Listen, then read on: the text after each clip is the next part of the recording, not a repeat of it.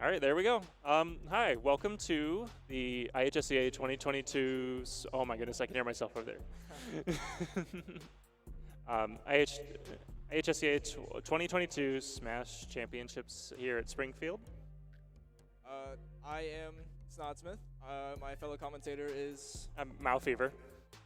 and I am ready for some Smash today, if I'm going to be honest. Again, watching from the coach's side is always going to be interesting, as last time I was in Springfield, I was a player playing in Capitals Classic back in early 2020, all the pre-COVID stuff, so it's cool to see all the new faces and stuff who are out here competing. Yeah, and it's a little different for me. I wasn't a player when the last one happened, so it's kind of a cool thing to see what we've got going on here. Oh, definitely.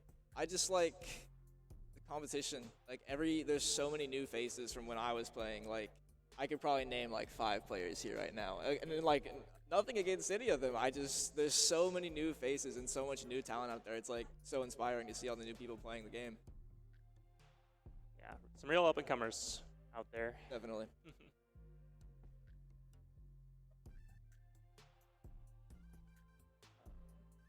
Do we know? Great. Well, I think everyone who is in Capitals, like the original Capitals Classic top 8, is all gone. That's outside of maybe like 1 or 2 players. I know Luke finished top 8. Luke's still here. Did Quessy finish top 8? Forget. Because Cam won the event. We had a Salem player take 2nd. We had Radacious take 3rd when he was still the PT player, RIP. Now he's the little Steve player. I guess he's okay though.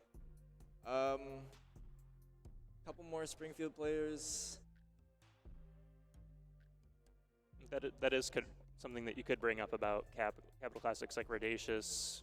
It's kind of gone on to be like a really prominent force in Chicago Smash. Yeah, so you definitely. could, and then we have like Ice Knight. He's not here today, but he is also a force to be reckoned with. Oh yeah, if you think about Ice Knight at the original Capitals Classic compared to where Ice Knight is now, it is like 2 completely different people. Because he didn't even top 8 the original Capital Classic, and seeing where he is now, he's literally out competing at a major at the moment instead of here, and he won the last time we had a IHSEA Esports tournament.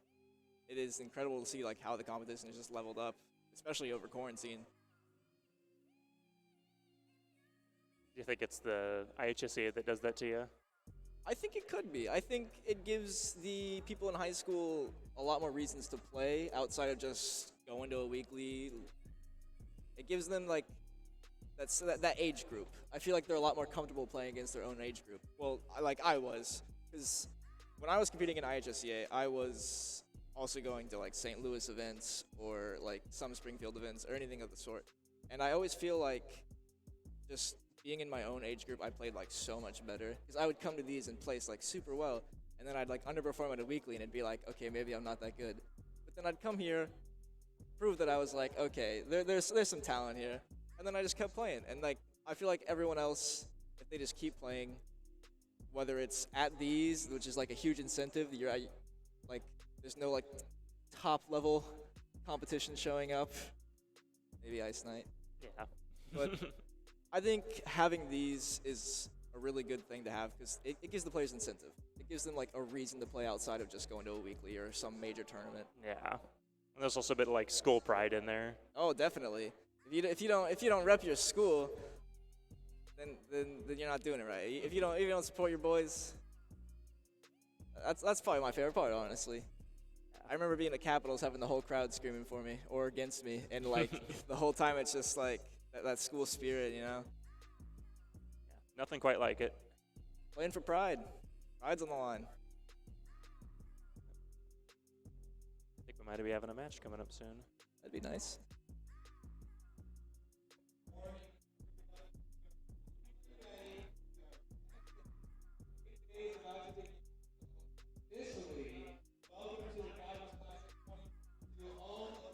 Let's go. Woo-hoo. Woo!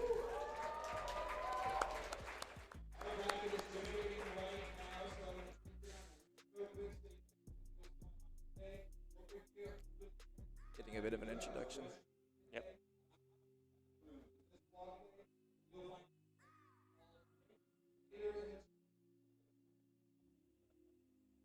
Okay.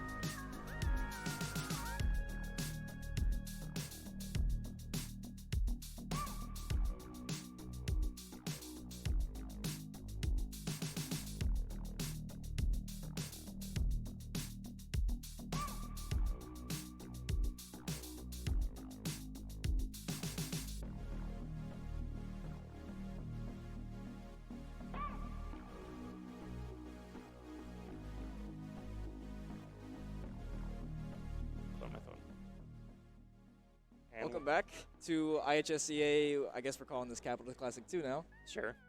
Do you have any players today you think are going to be more bracket threats than the others? Like my players, or just in general? Just in general. You can talk about your players as well. Anything. I was going to say, I definitely think that LSW, Mega, and Suisun, definitely something to look out for. But I know that there are a couple others that are out there that are going to definitely be some threats. Shout-outs to Bingo. Bingo, yeah. Bingo, definitely. The name I keep hearing, because, you know, I'm a boomer now in the Smash community at this age, is Cool Kid. Everyone keeps telling me about Cool Kid. I don't know the person that well. I don't know who they play. I think they play Pikachu. I saw him at the last tournament playing like Game & Watch or Shulk or some weird characters. But the name, if I ask anyone who's going to take the tournament today, everyone's telling me Cool Kid. Yeah, Cool Kid's definitely a favorite to win the whole thing. Does play Pikachu, but it's kind of funny. He has like this kind of wide range of pocket characters. They're almost all like zoners or sword characters, which is kind of funny. Like he has like a Duck Hunt, a Robin, a Shulk. A Duck Hunt? But like he's a Pika main, but sometimes he doesn't pull it out. And then when he does, he just kind of speed runs bracket. I actually didn't get to watch the grand finals of the IHSEA one we had in Naperville, but I believe he got second, didn't he? Yeah. I think Ice Knight might have rolled him, maybe. Yeah. Ice Knight didn't drop a single game. Saw a couple memes on Twitter about it, I'll be honest. Yeah. But Yeah, I'm just ready to see some good Smash today, if anything Same. else. And speaking of good Smash, we have some matches coming up here. All right. Cannot wait. We should get a bracket we could look at. I might pull it up on my phone That'll work. while we've got some time. I wish we had something like this back when I was in school. Yeah. Yeah. Yeah. Oh, if you wanted to start, talk about. So when we started the esports program at Salem, we started out as like just a club. It was a club. We would have a meeting or two every month, and that was like the end of the year 2018. So before Smash Ultimate even came out, Yeah. we had two meetings, one or two meetings where we were still playing Smash 4. So then over time, we started to like build out the program, and then in 2019 we got jerseys. We went to Oswego. We got second as the super small school with a bunch of super talented Smash players like out of nowhere, smacking all these Chicago teams. So it was like, who are these guys? And then at that moment, that was when our school realized like, hey, the esports program like actually has something. Like it actually means something to these kids because these kids they're not just playing games. They're like putting their all into this, and they're putting their pride into this. So after that, we started competing, and then we got into IHSEA stuff like that. And it was just so sick to see, like, our little club. It was a club, and now we have so many competitions that we get to enter, like, not just Smash, obviously. We have Rocket League, Valorant, Fortnite, you name it, anything. And it's just so sick to see all these kids play when we started as this itty-bitty little club. How about U5? U5, kind of the same thing as it kind of started with a couple kids between, like, Cam, Jupiter Guy, Yeah. LSW. They started their club, and then they kind of built it up, and then it is where it is now. I wasn't involved with the actual team until last year, where I was brought on as like a coach for Smash. Yeah, I was gonna say 'cause I don't remember seeing you at Capitals or anything. Yeah. Yeah. And then back when I was in school, we didn't have anything like this. I'm a little bit older than most here. It's all right, man. As long as you're here to enjoy it. But when I was in college, we did have a Smash scene that we had locals, and we didn't have like a varsity team or like I guess a collegiate team at that point for our stuff. But it still was a lot of fun, and like if even if you don't play for like a college, I recommend like if your college has like a casual scene or like for weeklies, I recommend going to it. It's a lot of fun. Where'd you go to school? Illinois State. Okay. I have been told by a certain LSW that the U5 Rocket League team is quite talented. Yeah.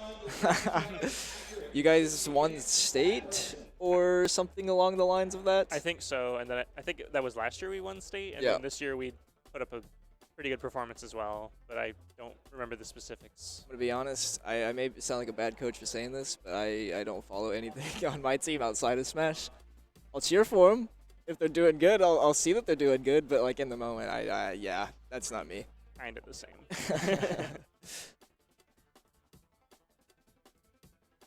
did not catch what you were saying. I didn't either. But I think looks like I see Pixixy coming up. I don't know I don't have a bracket in front of me. I see Pixixy though. Springfield boy. Good friend. We play Pokemon Draft League together. That's actually how I know a lot of the Springfield people is through Pokemon Draft League. I met them all actually through doing the IHSEA tournaments and stuff, and I still talk to them. I still hang out with a lot of the guys. Go to the 217 weeklies. I need to make it out one of those at some point. I think next month I'm going to. The past few have been canceled because of the weather. Yeah, that's what's been happening to ISU weeklies as well. Yeah. I don't know who. I know Pixixy plays Bowser Jr. As for their opponent, I am not sure. Yeah, I was going to say, I saw him earlier playing friendlies, and I'm pretty sure he plays Sephiroth. Okay, Sephiroth, Bowser Jr. Matchup you'll only see in this game. That'll be an interesting one. I actually do have quite a lot of experience as Sephiroth, but can't say I have much experience as Sephiroth against Bowser Jr. I've played Pixixy quite a bit. I always play Cloud against him. So it'll be interesting to see the Sephiroth matchup.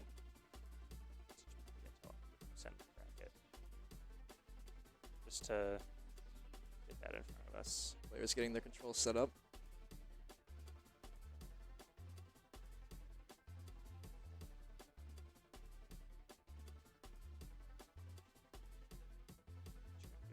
sees it.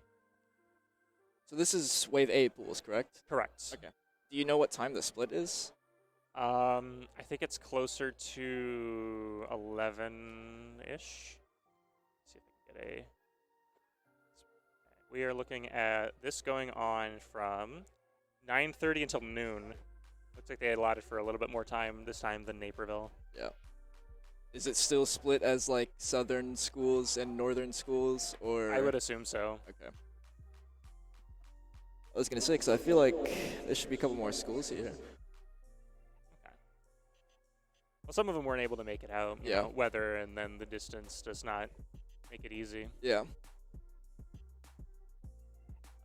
We had a little 2-hour drive. How about you guys? An hour. Not too Wasn't- bad. Beats Um, the almost 4.5, 5-hour drive to Naperville that we had. Ooh, rough. Gotta love this. The actual southern schools. I forgot to mention another player kind of favorited to do well. I forget their tag. They were the other Greninja player from Ice Knight School. They were- Mona. Mona. Yeah. Mona. Mona. Yeah. I could also see doing really well. Are Really, they here today? I think so. I thought it was just that Ice Knight wasn't here because of glitch. Yeah. But as for the rest of their skill, I assume they're still coming. But yeah, like any of the people from top 8 last time, I could definitely see also making a run, like Camo Cat. I had no idea who Camo Cat was, and then they were just like taking name after name, and I was like, okay, I see you. And then there was that Mewtwo player. That Mewtwo was crazy. Dude, out of nowhere, he's playing on like the split Joy-Cons, and he's just causing upset after upset. He knocked Cool Kid into losers. Really? Yeah, he was the one that made Cool Kid have to make the run all the way from losers to second place. Oh, I did not know that. Oh, and we are starting. Yep. Sephiroth Bowser Jr. Okay. Alrighty. This is definitely 31%. Yeah. That's what DLC will get you in this game. Oh, definitely. But this matchup kind of, I feel like Bowser Jr. is a little stubby, might have a hard time getting in on Sephiroth, but like especially with stuff like that, with like the up B, can kind of capitalize on mistakes. I would like to see a lot of spacing abused by the Sephiroth. I doubt Bowser Jr. is going to be able to get around the sword too well. Yeah, he's not having too much trouble right now. He also Not one bit. His projectiles are a little bit more longer range. Ooh, the abandoned ship making to where he can't make it back. Yeah, I think that at least with that first stock, Pixixy was just finding a lot of openings and making good use out of them. There could also just be some matchup inexperience that's going on here. Bowser Jr. is not exactly the most common character. Not at all, but a quick 64 coming out from Pixixy, and he is really just all over him right now. Yeah, very nice, very nice. Yeah, I feel like if Sephiroth can keep Bowser Jr. in the air, Ooh. you can make something happen, but not if you're getting hit with the clown car dash. That's side B. That's like a cheat code sometimes, I swear. It's like bad Steve Minecart. I haven't heard that one. I've heard it been described as like a bad spin dash, but that's probably more fitting. Tiktamtam finally taking their first stock. There you go. Quick 55 coming out from Pixixy. One wing online. Ooh, they had another. Oh, they made it. Okay. Gravity hands. Let's go. Really big fan of that counter. Pixixy's been pressing his advantage like really, really well. Oh. It seems like he gets one hit and then carries it and carries it and carries it. Yeah. Oh. Right now, Tiktamtam falling up airs, really nice. Juggling situation. Pixixy having trouble getting down.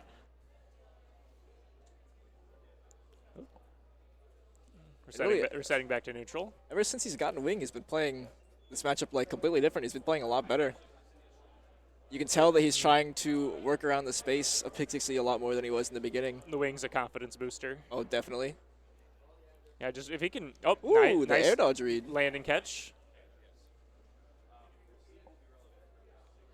Oop. Yeah. I feel like the player usage is pretty okay here. Like as long as you're not throwing it out point blank, but you could definitely be catching some recoveries with it. Ooh, that killed? Did not snap, but it didn't matter. Pixixy taking the first game here. Somewhat convincingly too. Oh, definitely. I will say towards the middle of that game, Tiktamtam started to really take control, it felt like. And then as soon as that momentum was gone, it was just back to Pixixy, and then it felt like the game was just over after that. Was figuring stuff out as he went. Oh, definitely. Bit of a download. I'd like to see more of a download the second game. Pixixy. Oh, I hear a Koopaling counter pick going from Ludwig to Roy. Bringing out the shades. The bald head. Oh, and we're going to FD. Interesting pick. I mean, okay. It's an interesting option to say the least. We'll take the 6%. That's a lead. That's a lead right there. That is a lead. But if Pixixy's doing anything like he did last game, that 6% lead is not going to matter when he's getting string after string, finding a bunch of early kills. Oh, gets the trip into a down tilt. Is he just like, he gets him a disadvantage once and then just kind of makes it count? Counter coming out. Oh, Mecha Koopa actually doing something and putting in some pressure on the neutral B. I feel like Pixixy has not missed that up B 2-frame there. I don't think that Sephiroth snaps all that well. I think that's what it is. I don't think it's a 2-frame. Oh. But, ooh, air dodge read into Good an F smash smash catch. Very nice stock. This game is a lot closer than the last one, I must say, especially right towards the start. Yeah. The start of that last game, Pixixy took the first stock very early. But again, a quick 56. He gets one hit, and then it's just so much percent being built up. Yeah, you can't, cannot snap to ledge with the charged up B. So if you're that high, you have no real reason to do it unless you're catching someone like that. Yeah. So, I don't. Sealing the Mecha Koopa. Ooh. Another F smash. Sephiroth is light, and Roy does have rage. Does Wing make Sephiroth lighter, or is that just, or is he already just still the same weight? Same weight, should be. Okay. I was wondering if Wing had anything to do with that. Wait, I believe it's just like the speed and the damage and third jump, obviously. Yeah, okay. I wasn't sure if it made him even lighter. Like, I know Limit makes Cloud heavier. Yeah.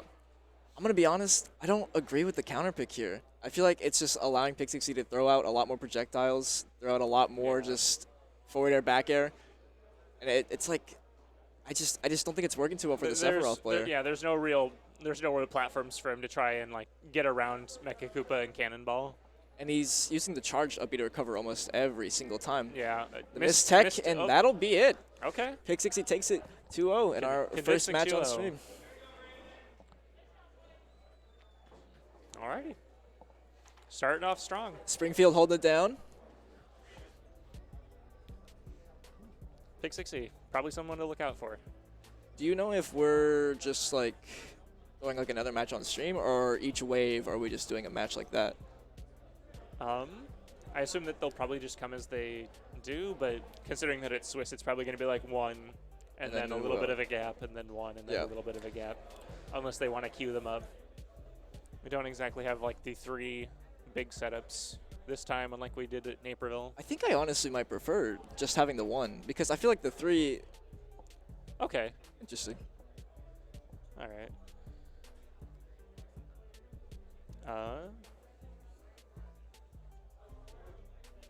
Nope. You got it? Oh, okay, so as I'm being told, we're going to be having an interview with Pixixy after their pretty convincing 2-0 on stream. Just whenever they decide to come on. We use it for the waves, but not for the... All right, Pixixy's here. First match on stream. That's a dub for Springfield and your home turf. Raymond, how does it feel for the Capitals Classic to finally be happening again? It's been like over a year since the last 3 years. Well, that's quite a while. So it feels nice to be back and like see everyone again. Especially seeing Mao and Snodsmith again when they were competitors the last time. So it feels good to be back. So you're the only Bowser Jr. main here today. In fact, I think in either wave you'll be the only Bowser Jr. main. And you always played Ludwig, but Roy came out? Why did you pick Roy for the first time in your life in that match? I don't know. I wanted to like today. Well, Kevin is pointing to himself saying it's him because he plays Roy in Mario Kart. But I want to every match I want to play a different Koopaling just for fun. So. Fair enough. Who are your favorites to win today? Who do you think's taking home trophies? I mean, normally I'd say Ice Knight, but of course I don't think he's here today, or he won't be here today. So I don't know. Cool Kid's my top of my list. Well, Raymond, congrats on your win. First match of the day.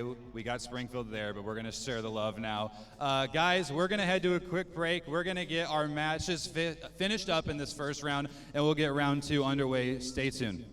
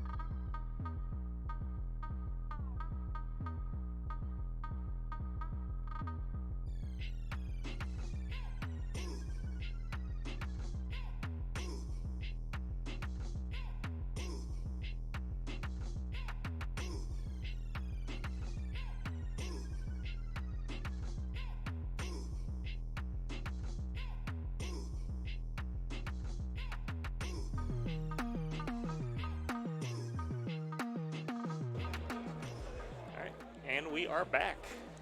We have the bracket pulled up finally, so we actually can look at some of the matches that happened in the round 1 of Wave 8 pools. Yep, so we can actually kind of give you the updates, such as Camo Cat, top 8 finisher at Naperville, won their first set. Let's see here. We also had Lore Keeper, another top 8 finisher. Surprising pick, the Mewtwo, also won their first set. I'm going to be honest, I think he is a potential tournament threat here. I think he slept on. He was one of the few people I watched last tournament. Like, it came out of nowhere, and I was like, this guy is something. This guy actually has like a lot of talent. Yeah, he makes the character work. It really does. Like, really, really does. I never would have thought that there would be a Mewtwo that good, or like at least that I've seen at the high school level or anything like that.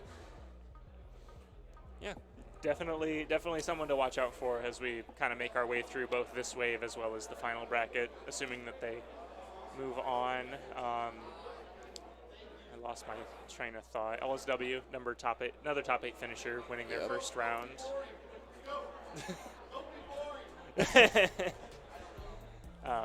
Johnny Yu, another name that probably should have been mentioned earlier. Oh yeah, definitely. Definitely hanging in there, holding it down for the big link. Johnny Yu was one of the names that I recognized even going to Naperville because he was in the online tournament through 2021 when I was still a senior, and I was in that as well. So that's actually a name I recognize. I'm doing it. I recognize one of the younger players. There you go. I think Wave 2 just went up.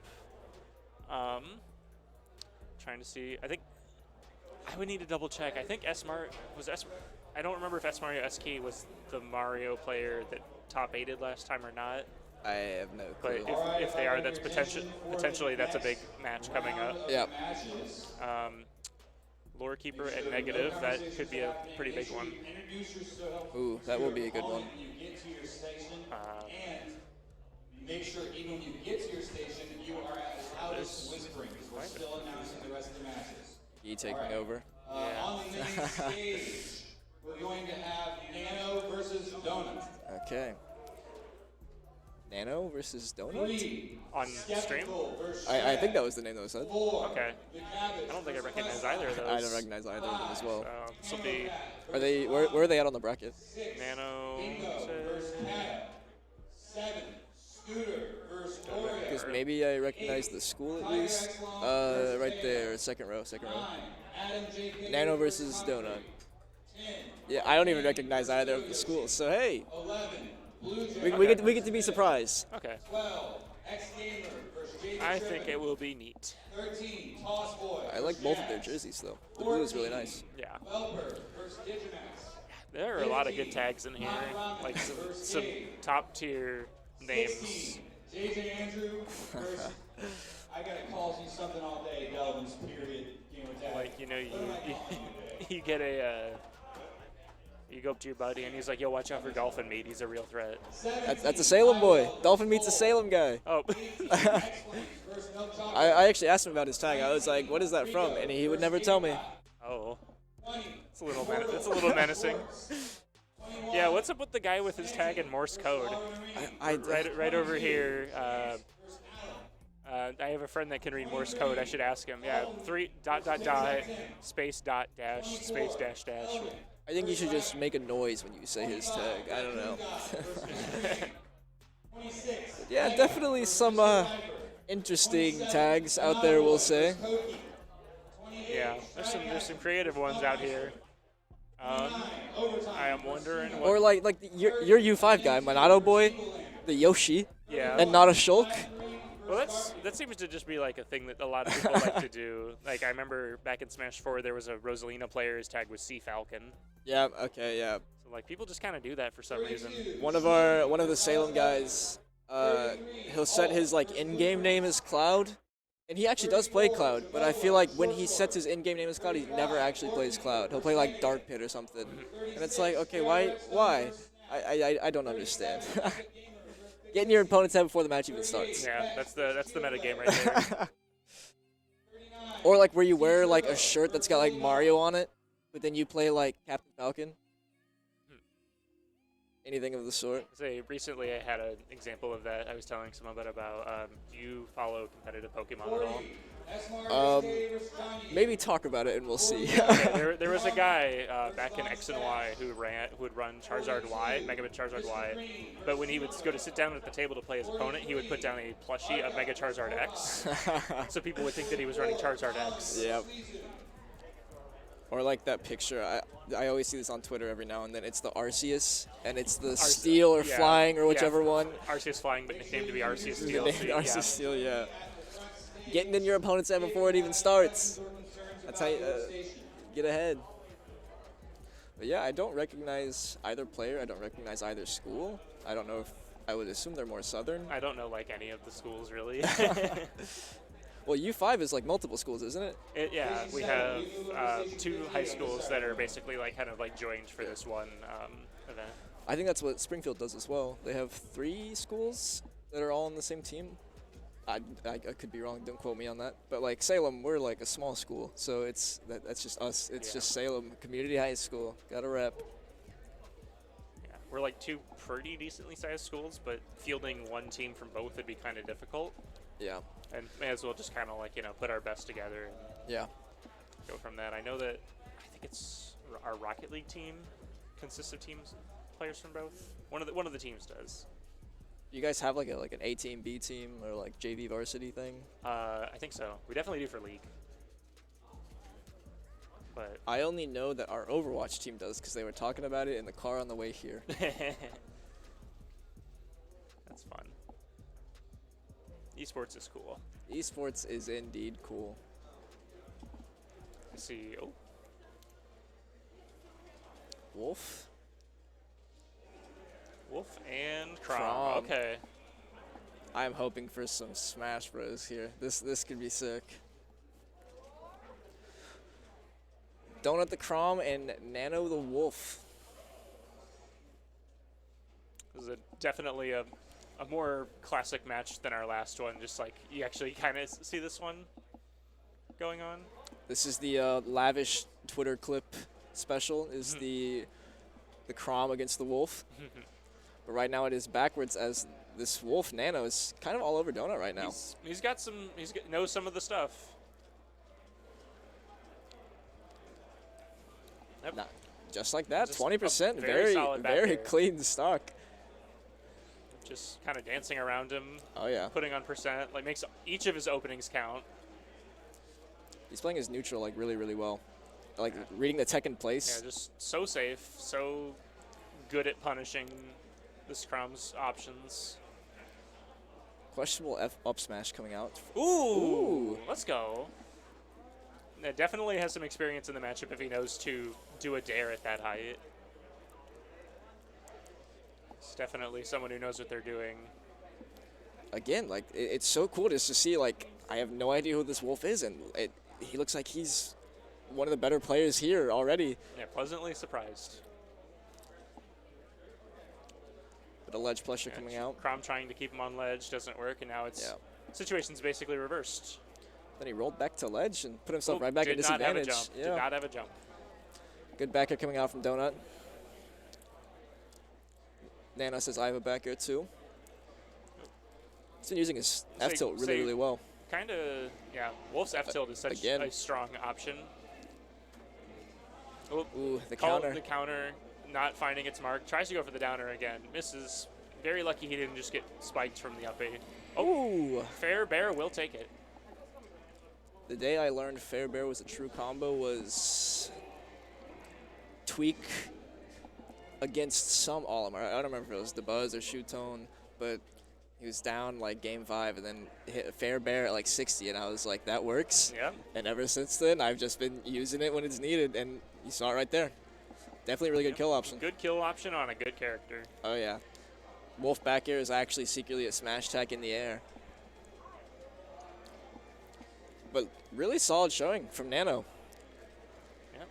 It's exactly what we were talking about earlier. There's so many hidden, I would say hidden bosses, hidden talent in this bracket that we know nothing about. Oh, yeah. Character switch to Villager against Wolf. Interesting to see. That's certainly No, as someone who's tried to play Villager, definitely that's going to make things a lot harder. I know absolutely nothing about that character. Like, I guess maybe if their Villager is better than their Crom and they were just trying it out. Yeah. But, like, on paper, this is a lot harder of a matchup. You don't really, as Villager, you don't have a lot of buttons that can really contend with Wolf. Yeah, seems like it. But yeah, if he can play the distance game a little better, like already taking a lead for the first time this set, especially Villager and being another like uncommon character, there might be some matchup inexperience here. And so far, he's doing a lot better at the start of this game than he did the last one. Yeah. Oh. And then the down smash. Tried to plant the tree, but ate a down smash for it. He just waited and called out that landing and up through. He just looked at him. Waiting is an underrated option. I 100% agree with you. Oh.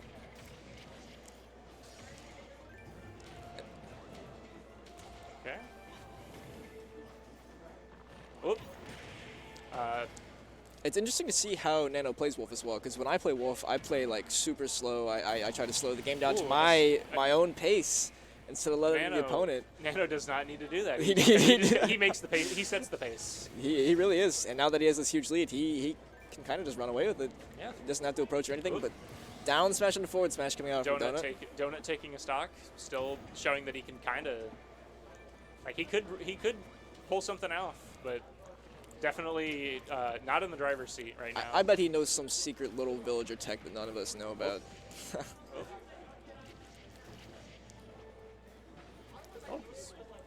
Really, Nano's just like waiting and punishing his landings, and it's working so well. It's just a very solid character for whiff punishing. But whiff punish forward air. Donut finding some very like clutch bowling ball like punishes. Oh. He finds one of those at the ledge here soon. This is gonna think it's a last stock situation. The tree.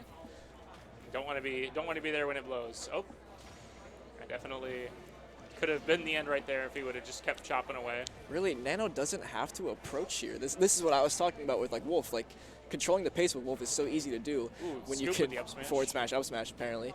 But he has this lead. He can just sit back and laser. He has to make Donut come to him, but he's not really doing that. But I mean, I guess if it's working. Yeah, doesn't really need to adjust if he's winning, but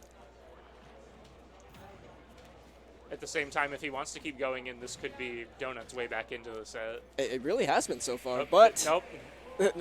Maybe it hasn't. Good stuff coming out from Nano.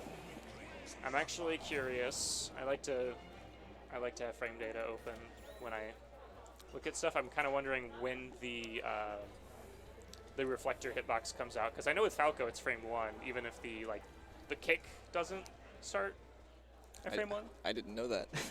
Yeah, like the actual reflecting hitbox before it even like press down B immediately starts reflecting. So before he even like kicks or throws it out or whatever he does, like as soon as he it's frame 1. Yes. Interesting. Yeah. But yeah, really good play coming out from Nano. A lot of really strong whiff punishes. He would like bait out that landing, and then it felt like he'd just go from like 0 to 50 or like get a kill off of one small thing like that. It was just bait and punish. Just very, very solid showing from a very solid character. From a person that we didn't know the name of. Yeah. It just shows that, at least for us, we're not the ones playing. Yeah. So it's definitely one of those things where you can't really sleep on anyone here. Oh, definitely. But I kind of like it that way, kind of not knowing who's going to win. I do as well. It's awesome to be surprised, because when I came to Capitals, there were like all these names that I recognized, and I was like, oh, this guy's gonna get top 8. This guy's gonna get top 8. Cam's gonna win. Interview with Nano coming up. Awesome. That'll be nice to see. Can't wait to hear from him. All right, guys. I think we're good. We here on stream? There we go. Guys, we're joined now by Nano from the Illinois Math and Science Academy. Nano, how are you feeling about how you're playing so far? Really, really good. Well said. He's 2-0 to start. Nano, you are 2-0. Your other teammates from IMSA are no slouches either. We've had really top placement from Camo Cat at the semifinal in Naperville. You have him and Cabbage doing commentary. You're winning. What's it like to play Smash at IMSA right now? At my old high school, it was really weird because nobody was really good at the game. But when I come to IMSA, there's a lot of really good players. My friend Skeptical, my friend Camo Cat, my friend Cabbage, they're all really good at the game, and they're really good practice partners. My round 2 against Donut, he played Crom and Villager. Camo Cat actually plays Crom, so I have a lot of matchup practice against him. So it was really interesting to see my practice pay off in that match. Yeah, especially because Crom is not a very commonly picked character that you'll see today, but you happen to be on the team with Camo Cat, so that ended up being lucky. You guys came down last night and got a hotel, right? How are you enjoying your stay in Springfield so far? It's been really fun so far. Springfield's nice. Sounds good. Well, Nano, you're 2-0. You're moving on in Wave A. Looking good so far. 5-1 definitely qualifies you, and the 4-2s, we'll see what happens. Guys, we're going to take a quick break. We'll be right back with another interview with Coach Rakauskas from Unit 5 Esports. Stay tuned. We'll be right back. Oh, no.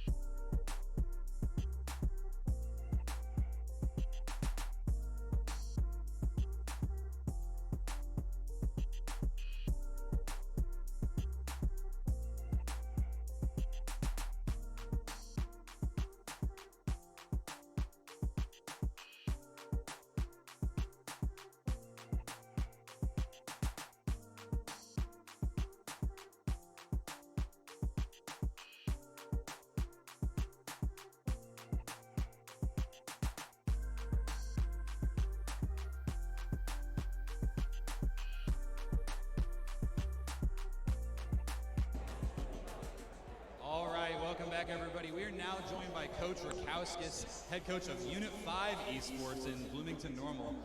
Coach Rakauskas, first impressions of the second Capitals Classic? Much improved. That 3 years ago, Capitals Classic, I had you here because it was one of your kids that started your program, that built it from the ground up, came to the Capitals Classic and won. He played Kirby. You want to talk a little bit about Cam? Yeah, we had Cam come up through our high school, and we were a brand new program, and we heard about Capitals Classic, and we showed up, and we took home the big prize, and it really jump-started our esports program. It got a lot of notoriety for Unit 5, and since then, you guys are no longer just known for Smash. In fact, you could argue you're known for something else a little bit more. Do you want to talk about your program at all? Yeah, we're about 70 kids strong, and last year after we won the Smash tournament here, we found some Rock League kids, and I didn't coach them up. They just showed up, played, and won state, which was pretty awesome. This year we took second in state, which was excellent, and hopefully today we walk home with that team hardware of first in the state. Yeah, right now you guys are in the lead for the team overall trophy. Guys, you get placement based on your finishing position, and their top 3 players combined only have 25 points. There was 3 in the top 8. Is that going to happen again today, or do you think that was kind of a we played better than usual type thing? I think last time the stars aligned, we got pretty lucky, but this time around, I hope to have 4 in the top 12. 4 in top 12. Big prediction there from Coach Rakauskas. Coach, your program is not just about competitive esports. Can you talk a little bit about what else is important in an esports program at the high school level? Yeah, we're really big on trying to develop the community and the ecosystem. One of the things that I really like is about once a week we have something called Academy Night, where the kids just show up, they play games, they hang out, they eat pizza. Some kids just hang out. They're not even there to play games. They're just hanging out with the friends. And it's really trying to create a space and a safe space for our students to just hang out and be part of something. So when they show up at school, they have a friend group, they have something they belong to, they identify with something with the school. And I'm hoping years later when they look back, they're like, man, that was pretty cool. Well, Unit 5 took the first Capitals Classic trophy home. Today you're in the lead for the team trophy. You could even make a run for one of those individual trophies. Coach Rakauskas, thanks for joining us. Guys, we're going to take a quick break. Round 3 will start soon, and we're going to see who's going to be on stream next. Stay next.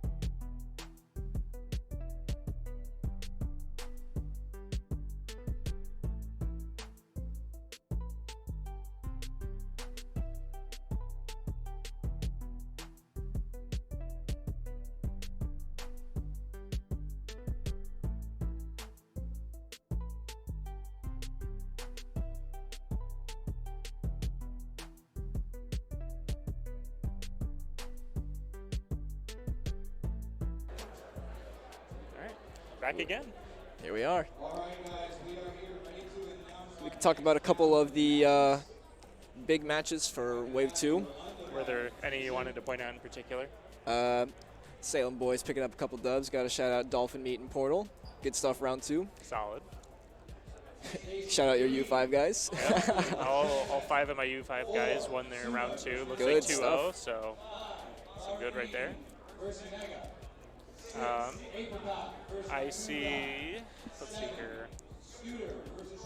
Let's see, we've got some interesting matchups coming up. Someone that I thought was kind of a favorite to do pretty well. I don't know if Alt got like upset or if it was just like someone that was also really good. You never know, but Yeah. I think Alt's also a threat. Like they are a very good little Mac. Yep. Could be someone who just plays that matchup like really, really well as well. That too. I feel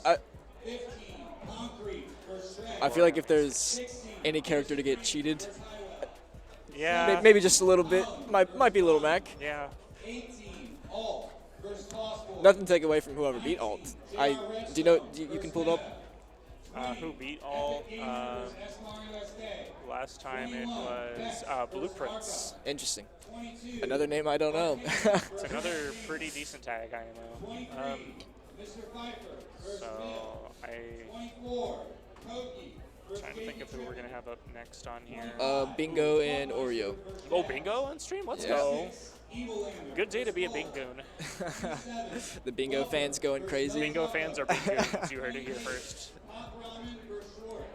Does he play anything outside of Terry?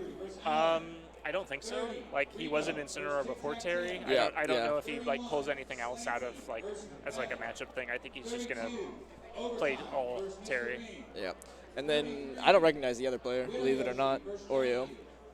I don't either. I see a name I recognize, Jamogua against Orpaz. Yep. Ooh, McCabbage versus Pixixy. That'll be a good one. Yeah. Round 3. Quite a few good matches coming up. Should be great. Johnny Yu versus Widow Yoshi. That's an interesting one too. I'm wondering if we're going to run into any like same school matches later on. We had one in Naperville. We had a Salem team kill in like the second round of the event. Oh, like out of pools or in the actual? in pools. Oh, in pools. Okay. But like at Capitals, like the original Capitals in 2020, losers quarters, whatever makes you get 5th. We had a Salem team kill then as well. So a lot of Salem team kill going on. I think they were telling me that at Capitals there was also a couple Unit 5 kills back then, but that's literally something that I basically only saw like the end of it. Well, there was also like, because these you can only have like the 5 varsity players enter, and I think we brought like 9 Salem kids. Yeah. So like I had a Salem kid in my pool as well. Now that I think about it, so I had a Salem kid in my pool. That was some Salem kill. I played in top 8 against another Salem kid. That was some Salem team kill. I don't know. It's unfortunate when it happens, but sometimes it just happens. That's the way bracket works, especially if you're like that deep in the bracket. Kind of hard to avoid it at that point. But our players are coming up to the stage. Bingo against Oreo. Yes, the one with the big G.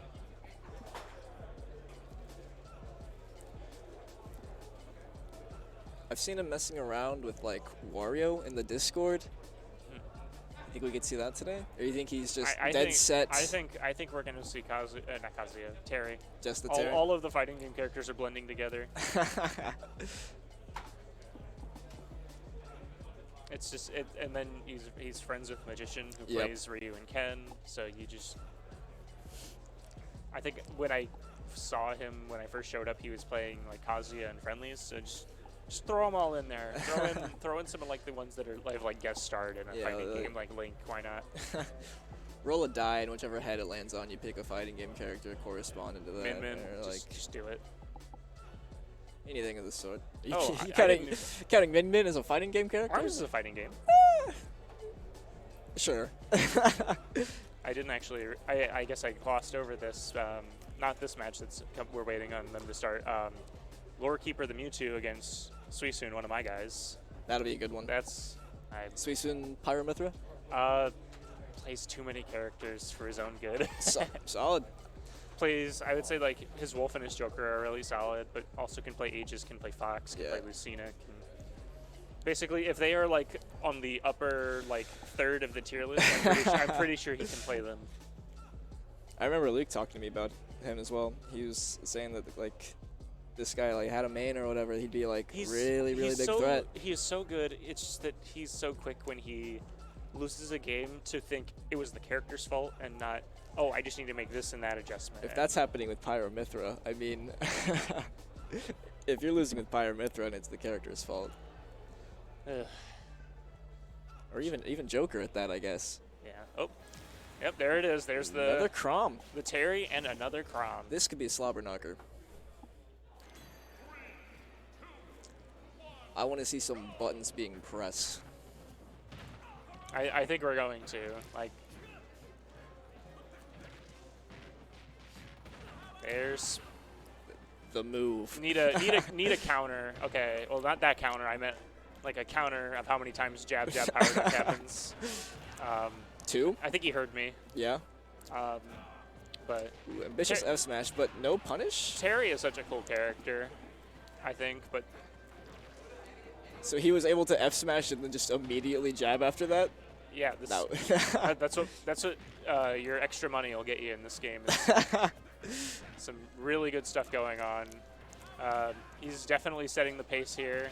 Oh yeah, taking a huge lead in game 1. For a bit there, he did lap him, and then there it is right there, like just ooh, unfortunate, like, yeah, thinking that Bingo knows when to back off, and that is good second place read. Definitely something that is going to let him like call out these like early counter attempts. Yeah. Oh, reads the roll. The Crom Classic. Oreo telling him that this isn't going to be an easy bracket, or an easy set rather. But Bingo saying otherwise as of right now, though. Again, just running away with it. 80% unanswered. 96. Just trying to find this last stock. Yeah. And changing up his recovery as well. That has been working quite well. Ooh, okay. I thought that was the side B. See? I see like the idea of like using the invincibility on input burn knuckle, but I'm not actually sure how well that's going to work unless he recovers high. Yeah. Or at least a little higher up, because otherwise you're just a liability of getting vacuumed in and spiked. Again, another counter. Oh. Ooh, Bingo missing his punish. I felt it. It didn't happen. Oreo landing with a lot of counters though, and Bingo has punished it every single time. Fell out of that one. Yeah, he's too high of a percent for jab power dunk to even hit. Oh. Okay. Bingo takes game 1 pretty solidly. I don't think I've ever seen a move send at an angle like that. It's a really weird angle. For those counting at home, there were 6 jab power dunks. That was like a Nike swoosh. The angle he went. He started at the top, went down, and then just flew away. That could be like a cool like logo for like a tournament. Like you have like Terry doing like jab like doing power dunk, and then like someone getting launched out of it. Ooh. Oh, we're seeing the Aegis come out. I'm gonna be honest. This is probably my least favorite Aegis color. Bingo. Bingo. Yeah. This is definitely. That's something I kind of noticed with the last with Naperville, is that Aegis is very popular. Oh yeah, definitely. I saw her a ton in pools. It's just definitely one of those very solid character, pretty easy to play. I've made the joke. I'm a grade school teacher, and one day towards the end of the school year last year, I took my nice F smash. I took my ultimate setup in. And kids that didn't even know how to play the game were winning with Pyromithra, so that tells you how easy the character Good punish coming out from Bingo here. Yeah. Oreo keeping this game a little closer. It was a little rough at the start. Yeah, I think. Brought it back. Yeah, definitely. I'm going to be honest. I know that the side blast zones being closer might help a little bit, but if I was picking Pyromithra, I would want a smaller stage. I would want to be all over Bingo as much as I could, like oppress him. And I feel like this gives him a little more room to run around. I think the stage just kind of allows for more like big stages like this, so it might just be that choices were banned. Interesting. Oh, it is 3 bans. You're right. I was waiting for him to fall out of that one. It looked like he was gonna bust. Yep, Ooh, there's nice conversion from Bingo. needs to. Oh, almost did another one. He needs to get him out of this. Needs to take the stock if he wants any hope of. This game was there you go. once close. Or you're taking the stock, trying to keep himself in it. Oh, Foresight. Jinx. Ooh, question with the eye coming out from Oreo there. Kind of a. I think that might have been a Tiger Knee burn knuckle. I'm not sure. I know they're different. I have no idea what the differences are. Well, like the input difference is that it's stronger and has like I think arm invincibility, but there's like a tech called Tiger Knee where you basically get like a rising burn knuckle, and that's what it was. Yeah, I feel like the fighting game characters have some like the coolest tech I agree. in this game. I also kind of hate them though, so Yeah. you can be cool, but it's okay if I still hate you. He's just gonna. I thought he was just gonna Ooh, go for it. the Phantom Footstool. Oreo fishing for an opening here. But yeah, playing just very cautiously. Yep. That might be it. Yep. Good punish from Bingo. Only saw one jab power dunk that whole game. I forgot to keep count. The start of the game was like, it felt like it was a lot better paced, and then Bingo just ran away with it. Yeah. As soon as he took that first stock, it was just all downhill. Just a very, like you said, it just started out looking kind of even, and then Bingo just found his openings, and especially that second stock that he was on, he just held on to it for so long, was able to get like power geysers and. Yeah, I feel like that's Terry's thing, I guess, is snowballing with the lead. Yeah. Especially if you have the go meter. I literally looked up and it looked like it was like 0 to 90, like it was like that much. And as Bingo's at like 180%, just hanging on to his stock, and Oreo couldn't get it off. Yeah. So you combine Ultimate's 1.5 multiplier for like a 1v1 with like Terry's go, and you just can just rack it up so quickly. Die at 2%. It's insane. But I think we might be getting a Bingo interview coming up. Bingo fans. The Bingoons in the chat. Let's hope. That was really solid. He only dropped 2 stocks, 1 stock each game. Yeah. Really, really solid win. I think out of most of the sets we've seen on stream, they've been that. Or it's like, pretty dominant sets, been yeah. Like they take a stock, but at the same time, that's kind of like a good stepping stone, kind of like if you can take a stock, you can take more stocks. Oh yeah, take games. That's what I tell my kids, like especially my newer players. If you can take 1 stock, you can take 2 stocks. Work your way up. Yeah. Yeah, which is definitely something that a lot of the like kids at this level need, is kind of like that encouragement. Like it's really easy to lose really hard and be like, oh, well, this definitely isn't for me. I'm gonna give up. Yeah. When I was playing, still do play, but when I was playing like a high school level, my thing was, and I tell my kids this, is I'd already been to so many tournaments by the time we started having like IHSA stuff. So when I came to these, like my tournament mindset was already pretty good. Like I still have my hiccups every now and then, but like who doesn't? So when my kids who are coming in now, getting into high school, playing IHSEA and stuff, they haven't been to as many tournaments as I have. Some of them have never been to a tournament outside of the ones we're having now for the high school. Yeah. And so what I always tell them is like, okay, like your first few tournaments, the nerves are going to be like so hard to get over. You're going to be so scared to play your first match. You're probably going to play bad your first match, but it's all just like having that confidence, that reassurance that like, okay, I may have played bad this one, but I have so many more matches coming up. I have so many more matches where I can do better. I just need to focus, keep playing better. And like having that good mindset just helps so much, you know? Yeah.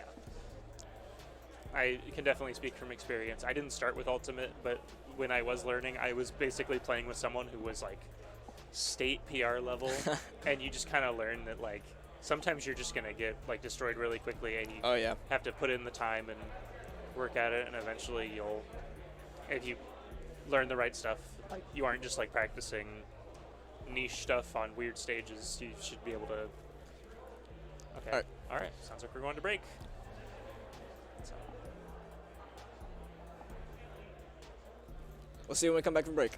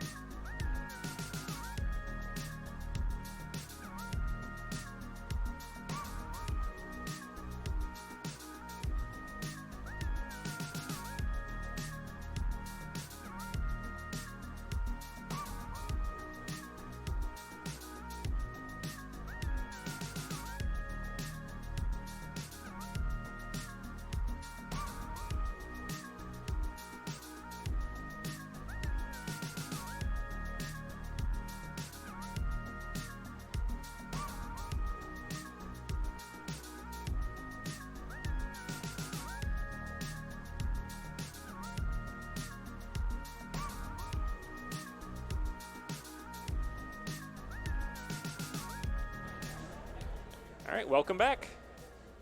We can, again, talk about some of the more notable matches that happened in Wave 3. Was that Wave 3? That was Wave 3. Yeah. Do we want to bring up the one that we were just talking about? Oh, definitely. I think that's a pretty big upset, as far as we know anyway. Yeah.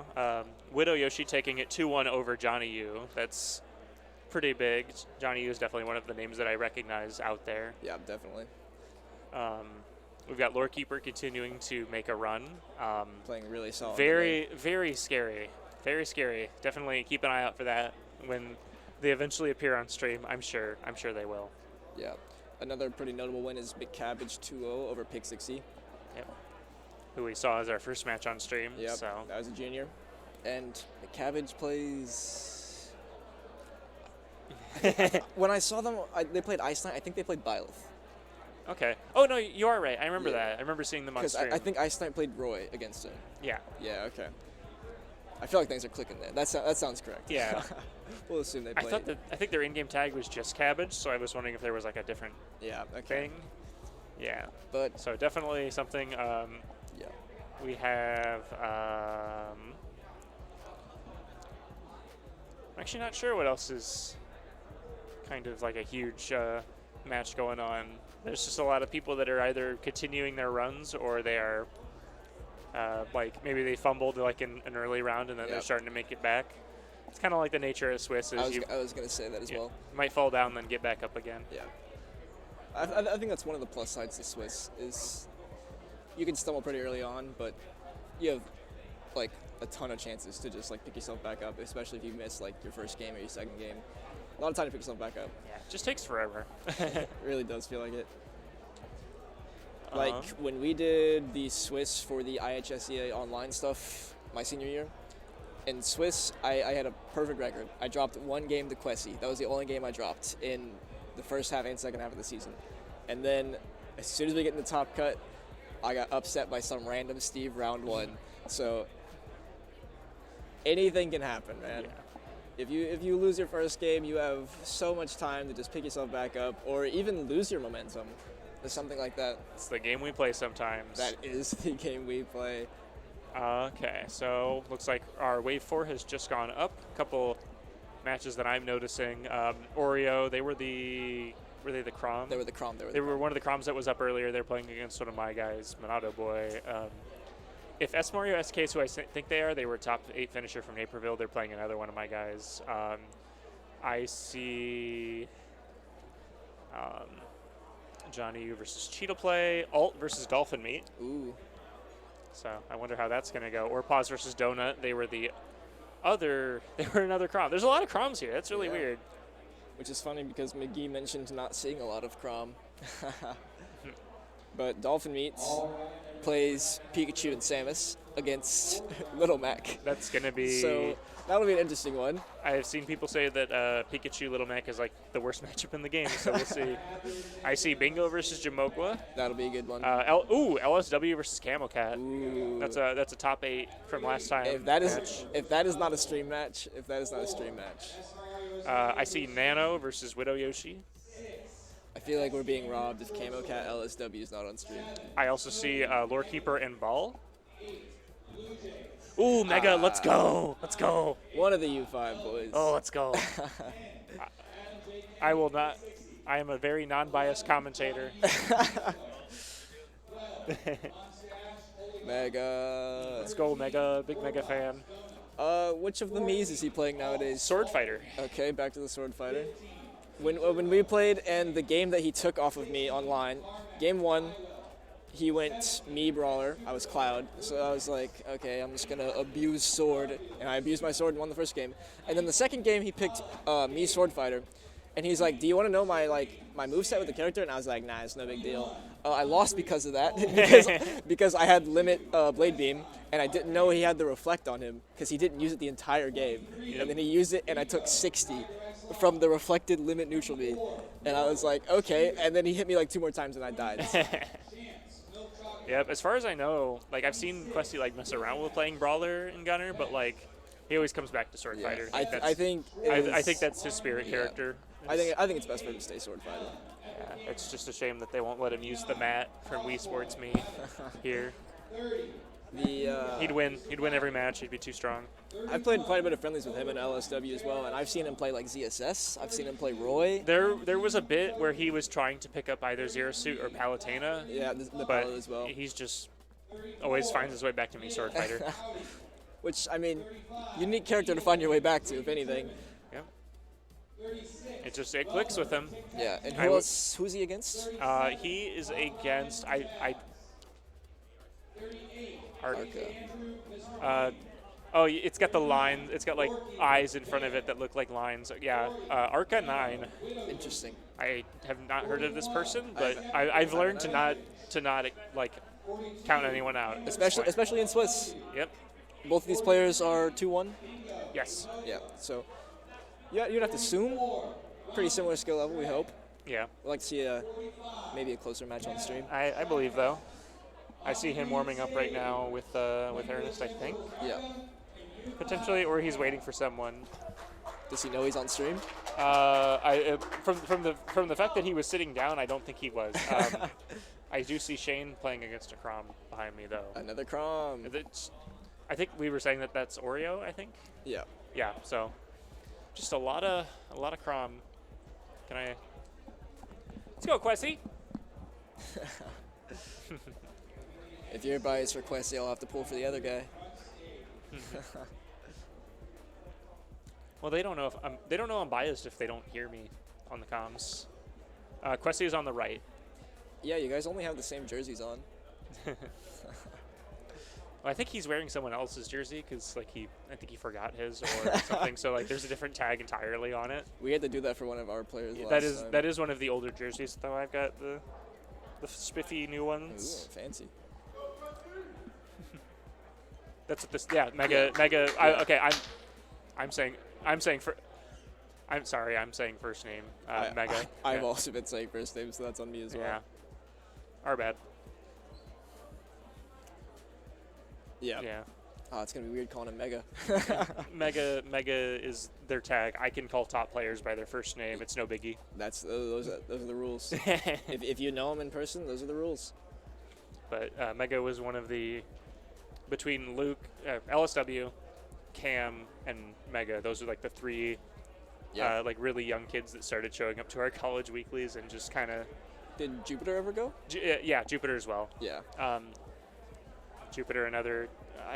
Didn't he also get really close to like top cut in the original Capitals? Me and him were the 5th place tie. Me and Jupiter were the 5th place tie. Yeah. So I think Luke got 7th or 9th. I think 9th, just because he was making a big deal last time that he finally made top 8. Yeah, I think it was 9th because he had his like 9th place joke.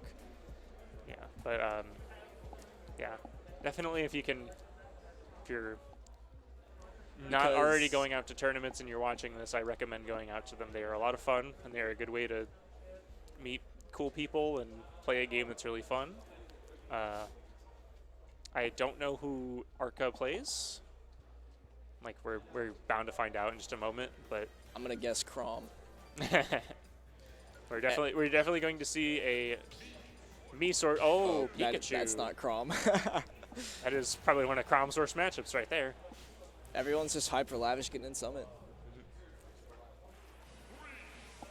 All right, Pikachu versus Sword Fighter. Really, I was going to say this isn't a matchup I see often, but I don't really see a lot of Sword Fighter at all. I feel like you probably see more than I see more than the average person, but that's still not saying much because I'm sure the average person sees like less than a whole Sword Fighter in their average experience. Start of this game, almost 70% unanswered for Mega so far. 77. Just, oh. But Pikachu really all he needs is that one rising back air, and that's when it starts. But okay, yep.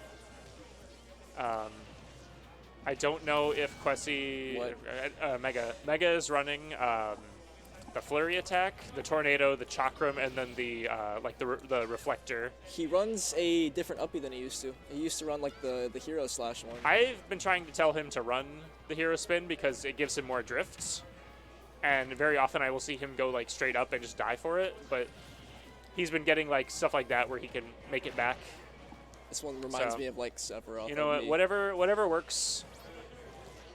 Mega puts in work with this character, like actually surprising. He's been putting in some work this game. Yeah, Almost lapping Arca in percent here. Yep, just very solid showing at the moment. He's like stuffing out everything Arca is trying to do. Arca looking for an edge guard here. Did not cover high though. For a questionable down air to cover the high recovery. Yeah, at this point, I keep wanting to say his first name. Mega looking for like he should have just went for a quicker like fair or something than waiting. Just trying to close out the stock and was doing like low up airs to the ground. Yeah.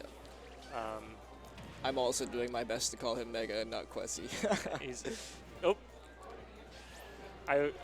misses the second up B. I'm noticing that Arca is doing like these like early air dodges, and then Mega is not capitalizing on them. But I don't know offhand how fast Mii Sword Fighter is compared to like Pikachu's airspeed. You know, so it's just one of those things where it's easy for me to say it watching it, but he might have a hard time thinking about that compared to the average spectator. Oop. Only one hit of the back air getting canceled, Buffer then tech, air dodging. maybe? Yep. Yeah, thinking that he was going to need to tech quickly.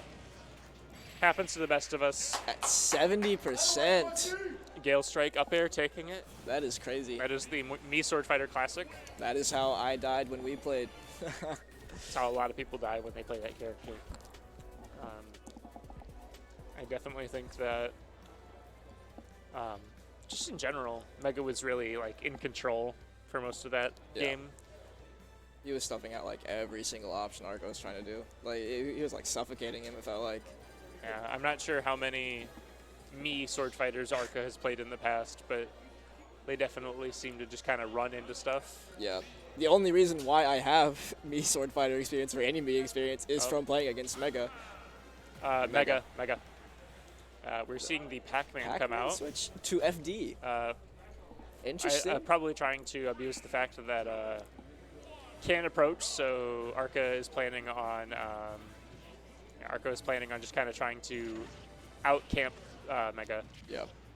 But really quick. I'm not sure how.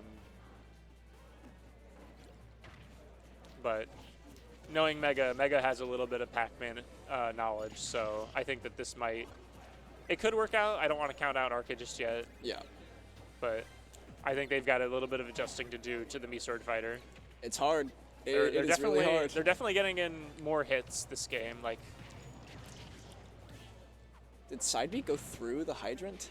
I think if it's close enough, it will. If not, it might just go like it might hit the hydrant. Oh. Interesting.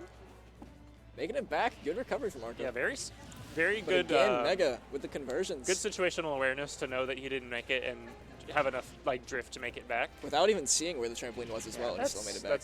That's some belief in your up B right there. Oh yeah. Some characters can't stay the same. Oh. That did 25. Mega does keep that down B though. Oh yes. I learned that one the hard way. Always ask what the Mii is running if you don't see them make it. Oh, there you go. Nice. A nice way to poke out, and down smash doesn't care which direction you're going. Trying to find the stock. They very well could do it. Oh. Good F smash. F smash Not almost quite doing it. Across the stage. Not exactly the best way to do it. I think I'd like to see Arca like slow down the play a little here. I feel like he's just running in and getting hit by so many projectiles when he himself can just set up shop and throw whatever projectile he wants. Yeah. No, I think at this point there's such like a percent discrepancy deficit, that he's got to get something going. He needs to get something, and it's not like the random up B might not help. Yeah, I don't know if that was like a misinput or something. Misinput or like some like he's not playing with a GameCube controller, so it can't be like snapback. So I don't know. No.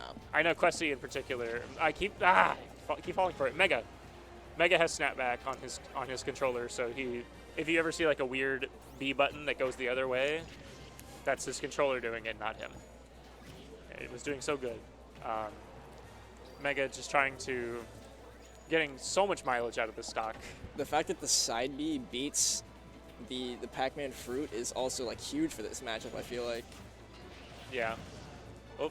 And so much percent. I love how the dash attack, multiple hits of dash attack doesn't hit Hydrant, but one tornado does. Yeah, that's just like the Hydrant just stayed there. Quessy playing this really, really well, I must say. I also called him Quessy instead of Mega. We just oh. 214. Stock not taken yet. Arca's really going to need something here. And that back air is going to take this first stock. Miracle comeback time? I think at this, maybe. Never count anyone out, especially in this game. Oh. A bit of an ambitious down air. Yep. Okay, Arca's suddenly back in it. He's back in it if he does it again.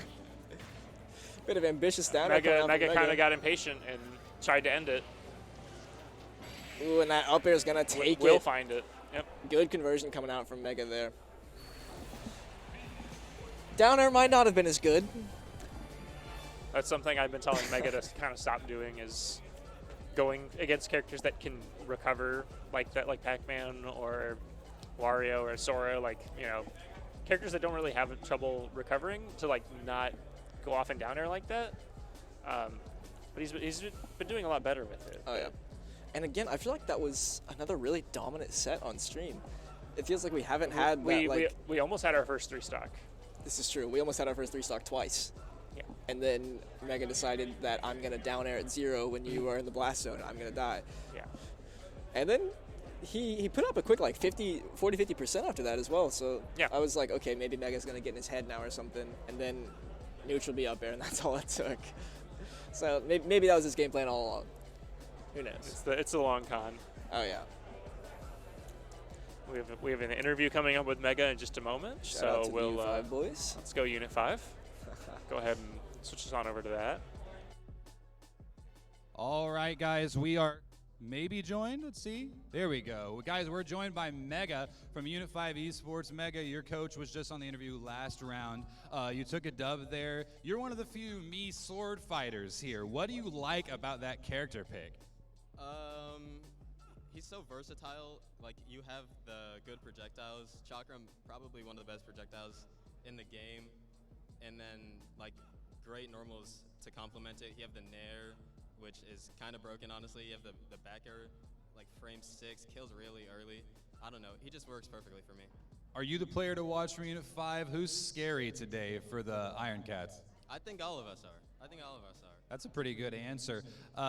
You looking forward, your record now after round 4 is what? 3-1. 3-1. Okay, guys, we've said this. 1 loss only definitely will qualify you. 2 losses might qualify you. That's where we're at for numbers. Looking forward to the rest of the day. You placed well on the Naperville semifinal.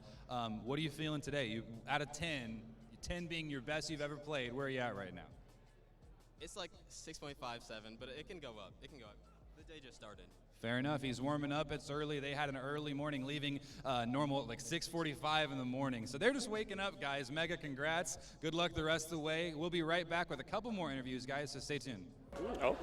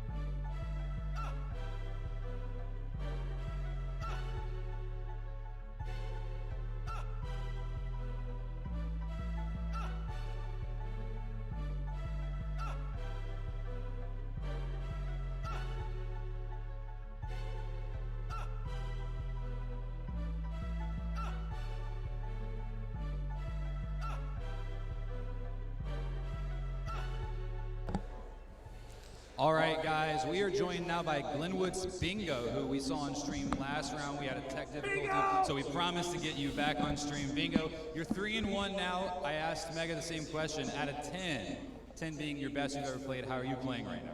I'd say like 8 or 7. I'm feeling pretty good right now. I don't know, just got good vibes right now, I guess. Good vibes, he says. You had one of the shortest drives of anyone today. In fact, the only shorter drive was us, Springfield. You guys about 10, 15 minutes away. How is Glenwood feeling in this tournament right now? You know, how you did Naperville heading into today. How are you guys feeling? Right now, I feel like we're in a lot more solid position. I think everyone right now has at least 2 wins, which should be pretty good going in the next couple rounds. And you're one of the schools that, because of how local you are, you're able to play in the weekly events here in Springfield. You know some of these players that play here. Are there any of the Prop Club weekly people you're hoping to play today? Maybe you don't want to play today? Honestly, as long as I'm playing someone from Springfield, I feel like I'm always just going to have a good time. So probably that. Good response. A couple kids from Unit 5 I feel like I've seen before, so that'd be nice to see. I just like playing against good players, I guess. GRV solidarity. So Glenwood did have a change in your coaching staff recently, so I wanted to ask about that. Your new coach, talk about what it's like to be a Titan esports player now. It definitely, the energy there I think is a lot different. Coach Bibb has just been like a really great presence for us. I feel like he just brings like a nice warmth to the team. I think that's something we really needed. What are you predicting for your final record here in our Swiss? You get 7 rounds, what would it be? I'm feeling like a 5-2. Well, Bingo, you've done well so far. Congrats on your success up to this point. Good luck moving forward. We'll be right back with one more interview is before the we same head one? to round 5, so stay tuned, guys.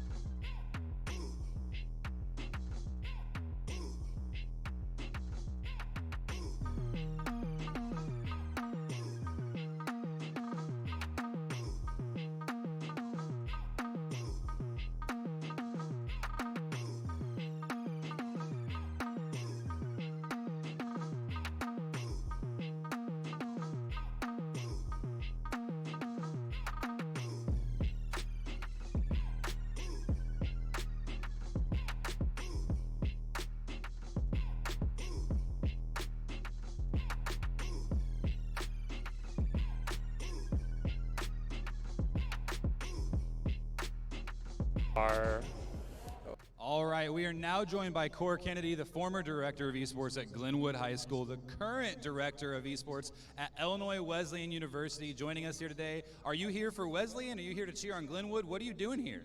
I'm actually here wearing 3 hats. I'm here cheering on my old Glenwood guys. I'm here cheering on IHSEA as a whole, and then also representing Wesleyan. So you are on the board for the IHSEA. What has this journey been like being a part of this organization from where it was when you started to where it is now? Watching the whole organization develop over, 4 years now has been amazing.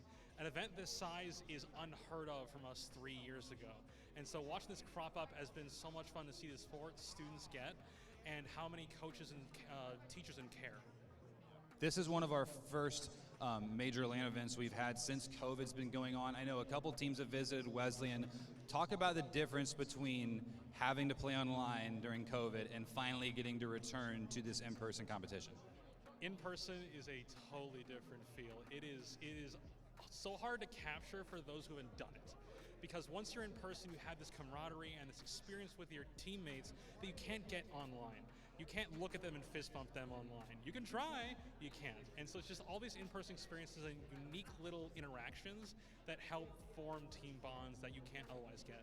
One of the other things you can't do online is slam your controller next to someone. Are you seeing that kind of energy from these high schoolers that are here today, or what is it like to be an IHSEA esports athlete? Today they're pretty well managed. No one's getting super heated quite yet. No one's getting super animated. They're just playing their group stage and trying to get along, get by. And I think when playoffs come around, it'll be a lot harder. last question I've got for you. What is the difference between coaching a high school program and coaching a collegiate program? For those that maybe want to know what it's like to get into the collegiate sphere as a player, as a coach, what does that world look like? Collegiate is similar in how personalities work, but different in how much time and effort they commit. Because in collegiate, this is part of why they're in college. So the amount of effort put in by students is just insane. I had a player log 80 hours over 2 weeks in Rocket League the past 2 weeks, grinding for CCA and CRL. So players are so dedicated, and if you match that energy, they will do anything. Well, guys, this is Cora Kennedy, Director of Esports for Illinois Wesleyan University. We will be right back with round 5. We're getting close to the end of Wave A. We're going to be seeing who's going to be vying for that top spot. Stay tuned, everybody. We'll be right back.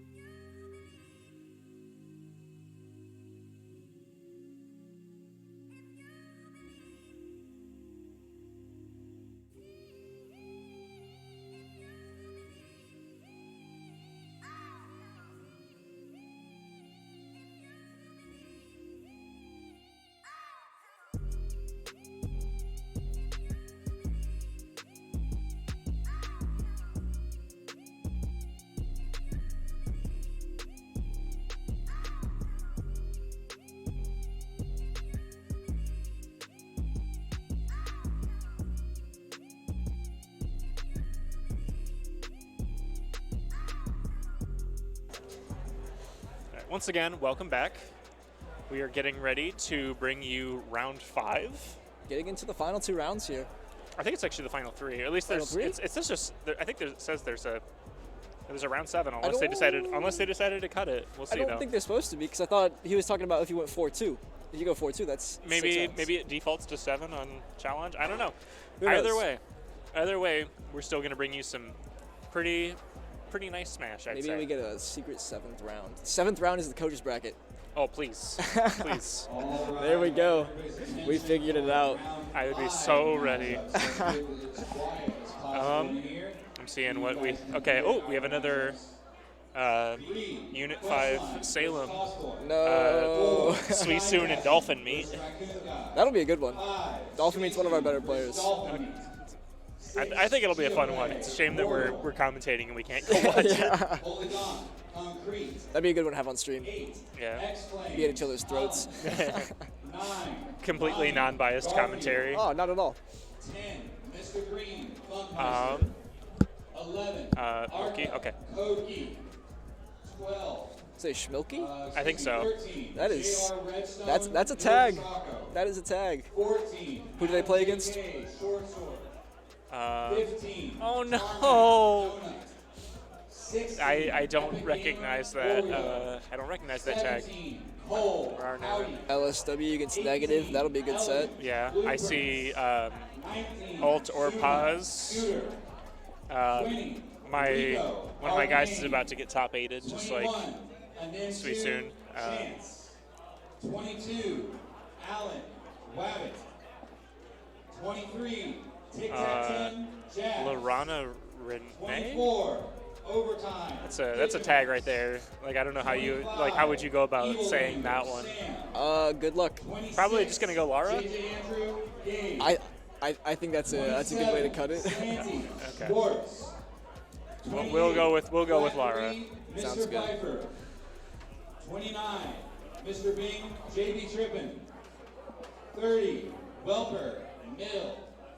31, Kata, Highwell. Just waiting for all the matches to get called before they bring our match up. Oh, Milk Choco's here. Choco? Milk Choco? Milk Choco. I always say Choco, and then everyone's like, it's Choco. Yeah, like. I'm sorry.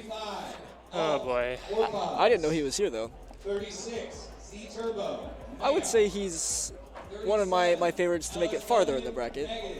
Definitely, because I've played him at Prop Club, and I feel like he's one of the younger talents there. Yeah, they have quite a few like really nice players at Prop Club. From like I haven't been to one yet, but I'm friends with a lot of the Springfield players, and I check out like the stream and also the top 8 graphics as well. The stream when it works. Yeah. Had that 2-week period where our stream was looking like a slideshow. 44, Apricot, Best. 45, Tiger X Long, Blue Jay. Oh, wait a second. Are there? Morton Shmilky, Joliet West, Laranarene. Joliet. They're getting different numbers from what he's calling from what is on. Those are probably like they're like setup numbers. Interesting. Reminder: we do have our concessions available just past the commentator's booth over there. Pizza has arrived. Ooh. So we have Pizza has arrived. Courtesy of the Springfield High School Booster Club. I'm at the stage. If you have any concerns with your matches, come up here and see me. Do any of the players called know that they're on stream? I don't know. I hope so. That makes our job easier. Yes.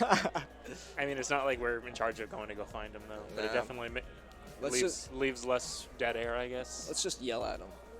Let's just scream their tags. I like yelling. Ah, there we go. There's one. Is one of our players up on stream? I see one. Oh, yep. Hit a little gang pose on the stream. Good idea. I mean, it's like a little W. It definitely didn't look like it didn't look like it at first. He's a player for the people. That's who he is. This guy's gonna put on a show for us. Kind of looks like a Shmilky.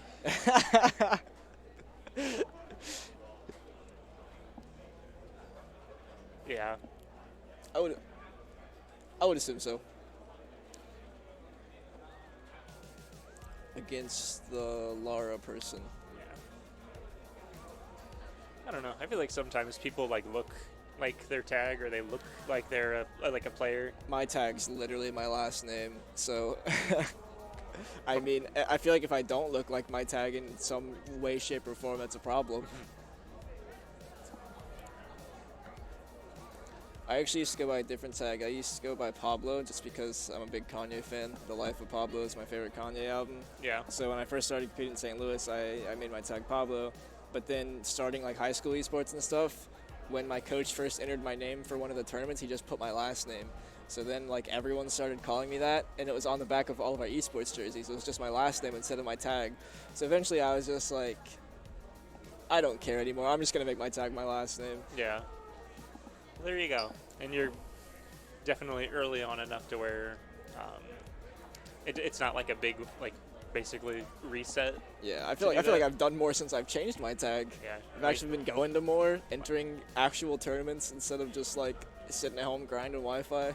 Yeah. So my problem is that my tag, for whatever reason, people sometimes can't pronounce it. Laranarene. There you go. Okay, there we go. So. Yeah. Are we still shortening it? I mean, we could. Laranarene. Either or, really. I feel like you can't have the tag Shmilky and not be a people player. This guy's putting on a show for the crowd. Do you think they look like a Captain Falcon player? 'Cause that's like the people character. I wouldn't be surprised if we saw it. Like the shades, like, you know, maybe. Let's see. But yeah, I always remember there was one buddy of mine that isn't in our scene anymore because he had to go back home, but he like jokingly was like, I used to just like pocket Bowser. He's like, you look like you play Bowser, and I didn't know how to take that. It's like the funniest thing to hear someone say. I like this guy's mask. I don't even know what's on it. It looks like, I don't even know, but it looks pretty cool. Some sort of landscape is what it looks like. But I like can't see it directly from the front. Yeah. Well, that's where you yell at him. Hey, turn to the side. Hey, let me look at your mask. Look over here. Looks like we have some Joy-Con problems.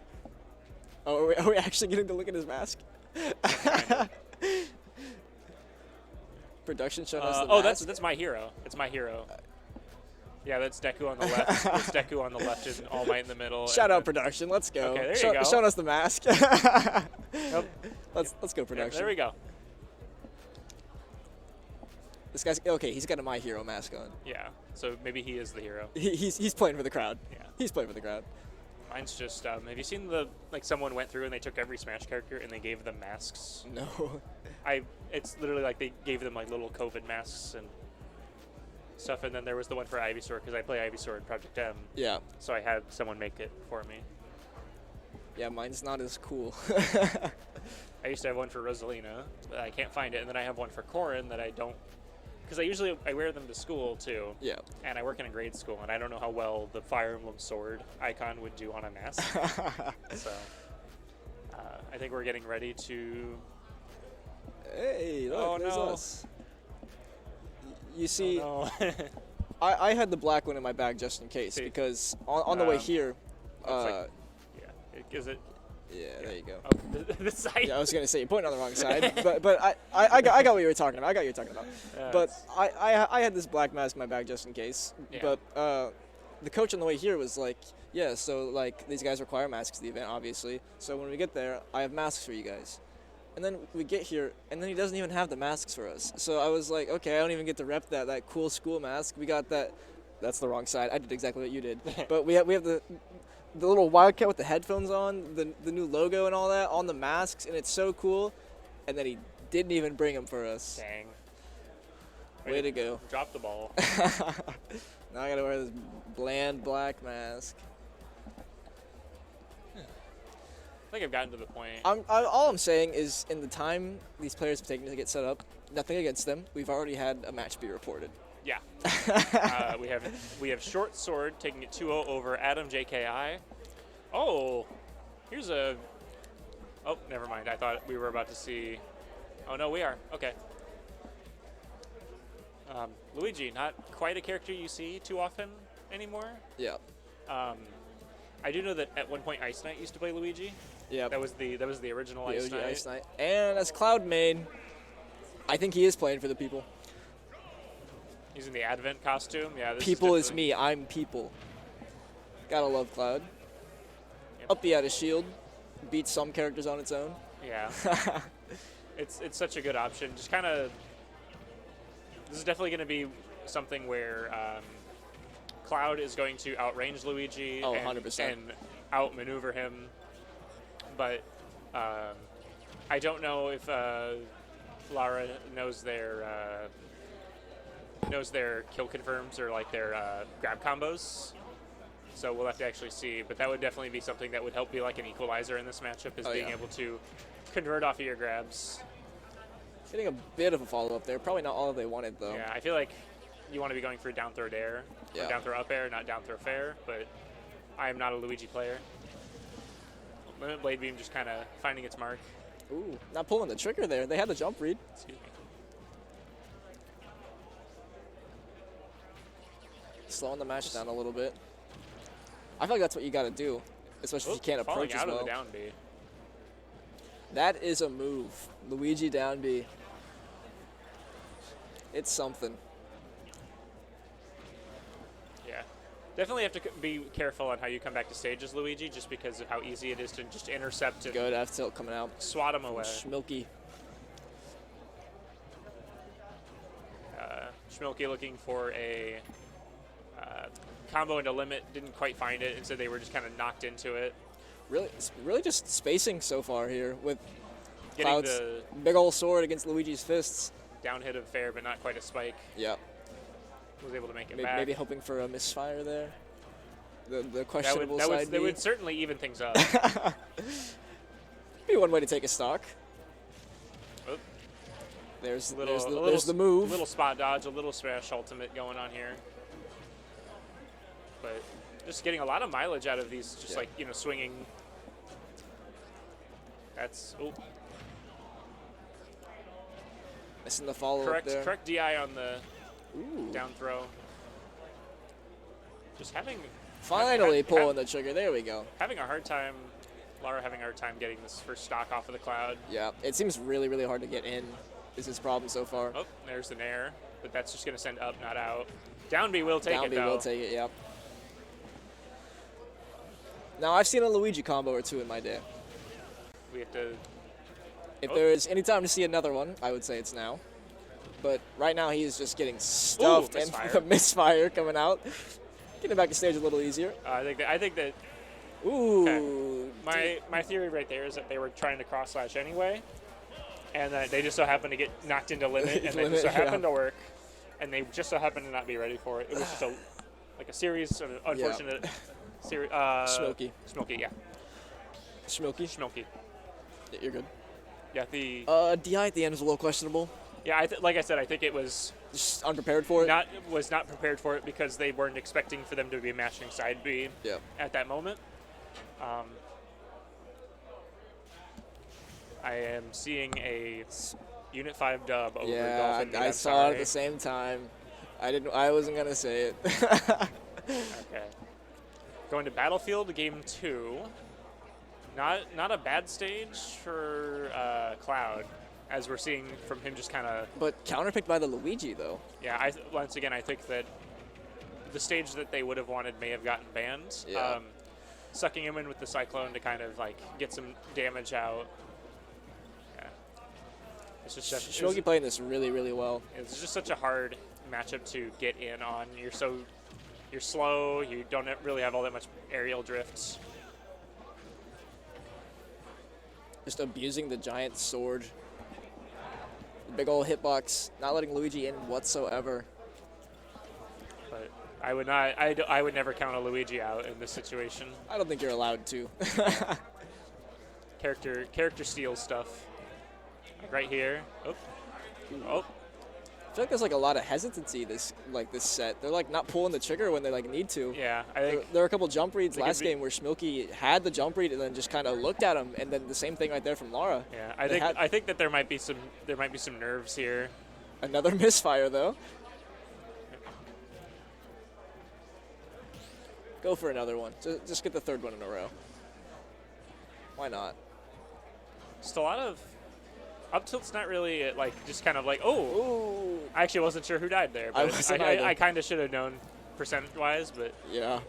that would have been hilarious if that would have hit. I respect the fact that they went for it because I said to go for it, and look at that. Blade Bead coming out. Shmilky not really ever holding limit, and then an unfortunate SD Unfortunate. coming out from Lara. That's rough. That kills so much momentum. At this point, you just have to find this stock, play your heart out the second stock, you know and what? hope for something the You third. know how much it takes to have that happen to you and immediately come off the respawn platform? There's something there. Oh, ooh, saving the jump. Let's go. Ooh, Another misfire. Shmilky really just running away with this one, though. The start of this game felt like it was a lot closer, and then, again, I feel like a lot of these sets just snowball. It feels like one player gets that adaptation that they need, and then it's just over from that point on. oh, you know what? I think I was right about a player for the people. That could have been our first 3 stock, and they Might have missed their punish a little bit there. could have been our first 3 stock on set. And you know what? They went for it though. They and I did go respect- for it. I respect it. It's about sending a message. When you've got the stocks to do it, why not? Another SD. That's rough. What a shame. That is rough.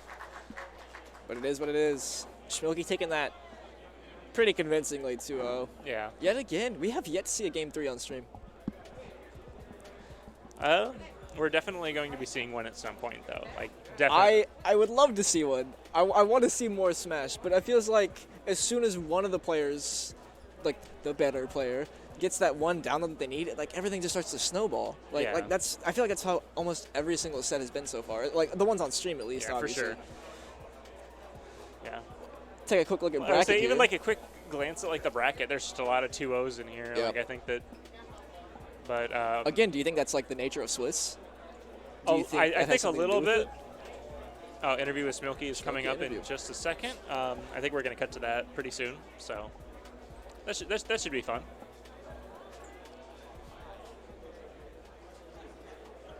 All right, guys, we are back now with Shmilky from Morton High School. You're sitting at 3-2 after 5 rounds. You need that last win in the 6th round. How are you feeling about how you're playing right now? I'm honestly feeling really great. I think I can play a bit better, but I'm going to see if I can push myself. Have you seen other good Cloud players here? I've seen a few of them around the room. Oh, I don't know. Someone in casting over there, maybe Snodsmith.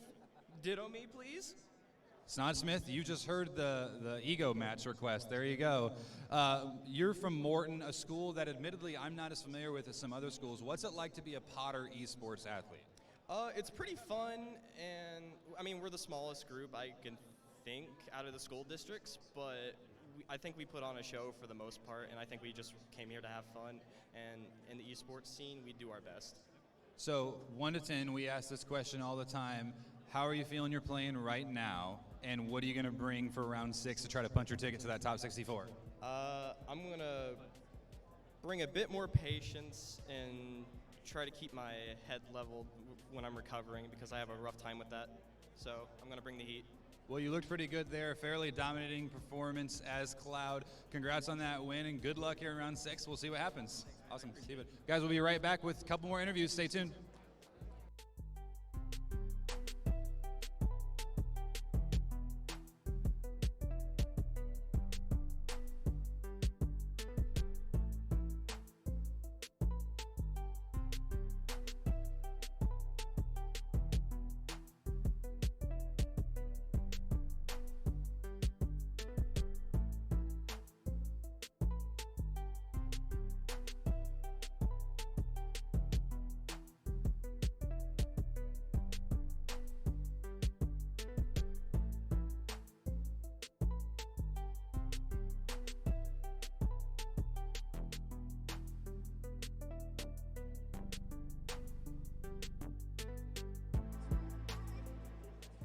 All right, guys, we are now joined by Coach Lomchik of Salem Community Esports. Coach, I met you 3 years ago at a Little Smash tournament in Oswego. Had weird rules, we did a little different, tried different things. Your tiny school showed up from Southern Illinois and just kept winning, like all of them. And then I said, okay, well, this is Salem. That's all I know about them. Can you tell us more? What is Salem about? Oh, man, we took a lot of people by surprise that day, and I knew we had something special the first time that those guys walked in my office. I mean, it's a cool story. They walked in after school and said, hey, we want to play esports.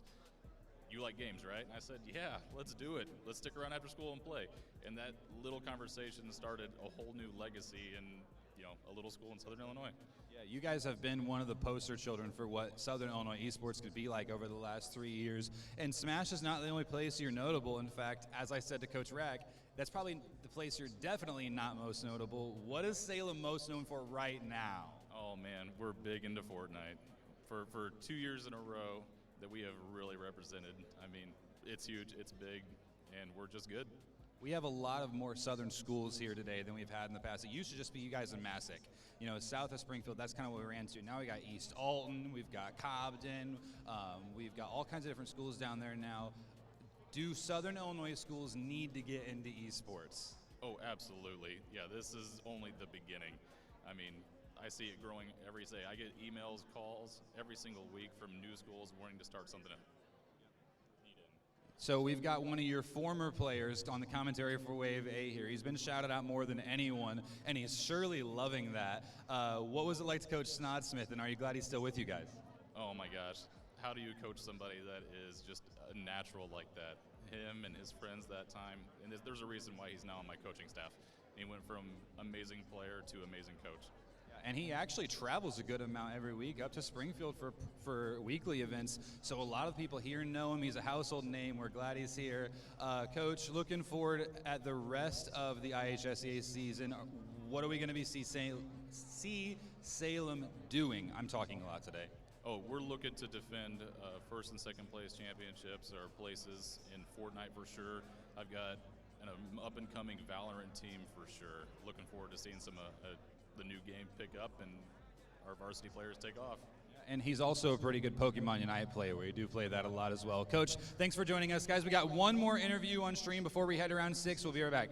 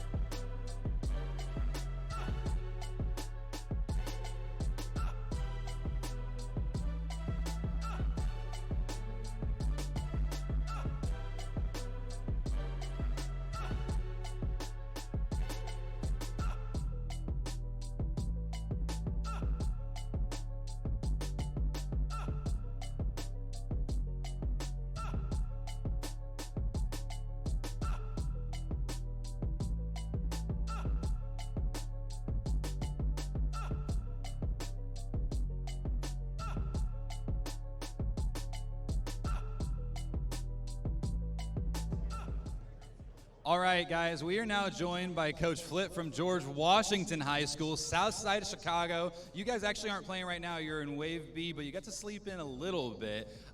First of all, talk about this event. Is your team excited to play Smash again today? Yeah, our kids are pretty excited for the Smash tournament.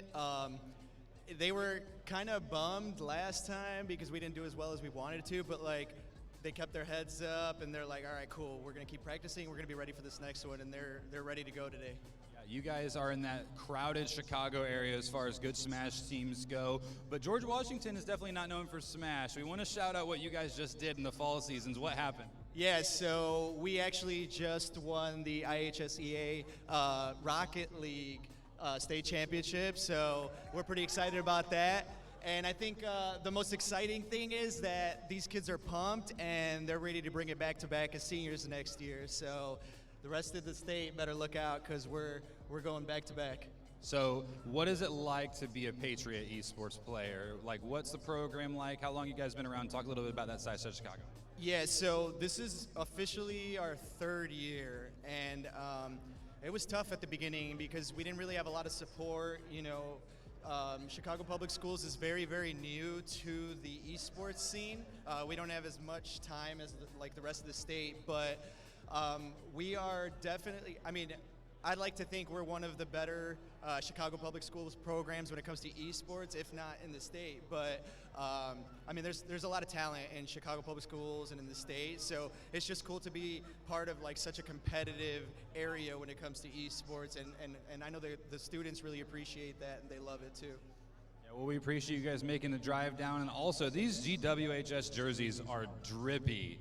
This is like South Side of Chicago power right here. I just got to shout out, that is just an awesome jersey. Guys, we're going to have our last round of Wave A up next, round 6. It'll determine who goes on top 64. Stay tuned. We'll be right back.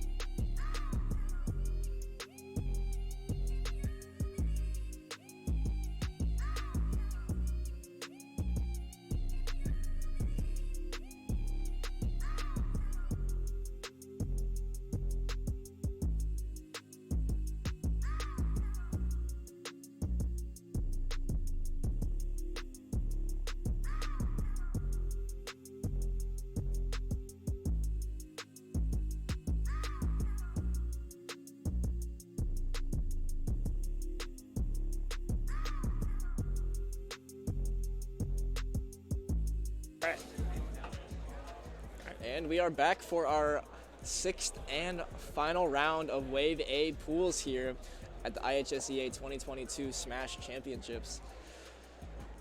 Oh boy. Are you ready? This round really could make or break so many people.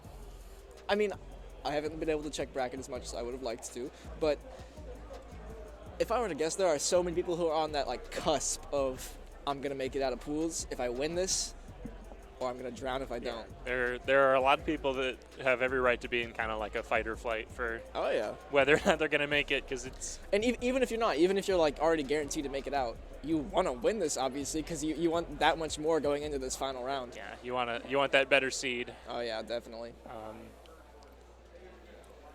Are they actually seeding top cut based on like win rate and stuff? I'm not sure how they do it. I hope that like last time that they did it, where they avoid having like team kills round 1 at least. But we'll see. But we do have Evilander, Versus and we have one of your boys, Rico, my boy. I'll So- try. Maybe a little biased. It should be a good one, I hope. Wolf has a good track record on stream today. Yeah. And another thing is we have a Samus on our team, as I was telling you about earlier. Dolphin meet. Okay. Wonderful tag. So we've got potentially some matchup experience coming through here. I would hope so. But okay. Already some just really interesting hitbox stuff coming out already. I think the biggest thing that Rico needs to look out for in this set is recovery.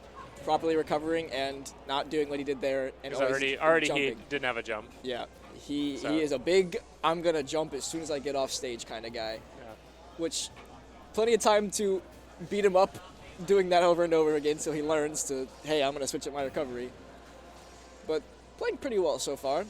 Would like to see him slow him down just a little bit, especially since he is Wolf against Samus. You have the tools to slow this matchup down a lot more. But really, I'm not seeing as much projectiles from either character. Yeah, I think that Evilander knows he needs to be smart with how he throws them out. Yeah. And when I last saw Evilander play, they did not play Samus. I've seen them play like Mewtwo. I've seen them play a couple other characters. Can't recall who they were, but Samus maybe. was not one of them. So maybe looking like he's picked up a Samus instant, but Ricardo getting the... It was working out. Yeah. Just a really quick 62% until a sweet spot flash was able to find first stock for Rico. Yeah. They seem to be a fan of a very like grounded, neutral, like normals like Samus. Yeah. Also, I'm literally going to do what we did earlier with the Questy situation. I'm going to call him Ricardo every single time. It is just engraved in my brain. That's kind of similar to like Rico and Ricardo's kind of similar, Yeah. but I feel like that makes it even harder. Good back air coming out from Evilander though, putting Rico off stage. Not really applying much ledge pressure though, but catching him with the forward air there.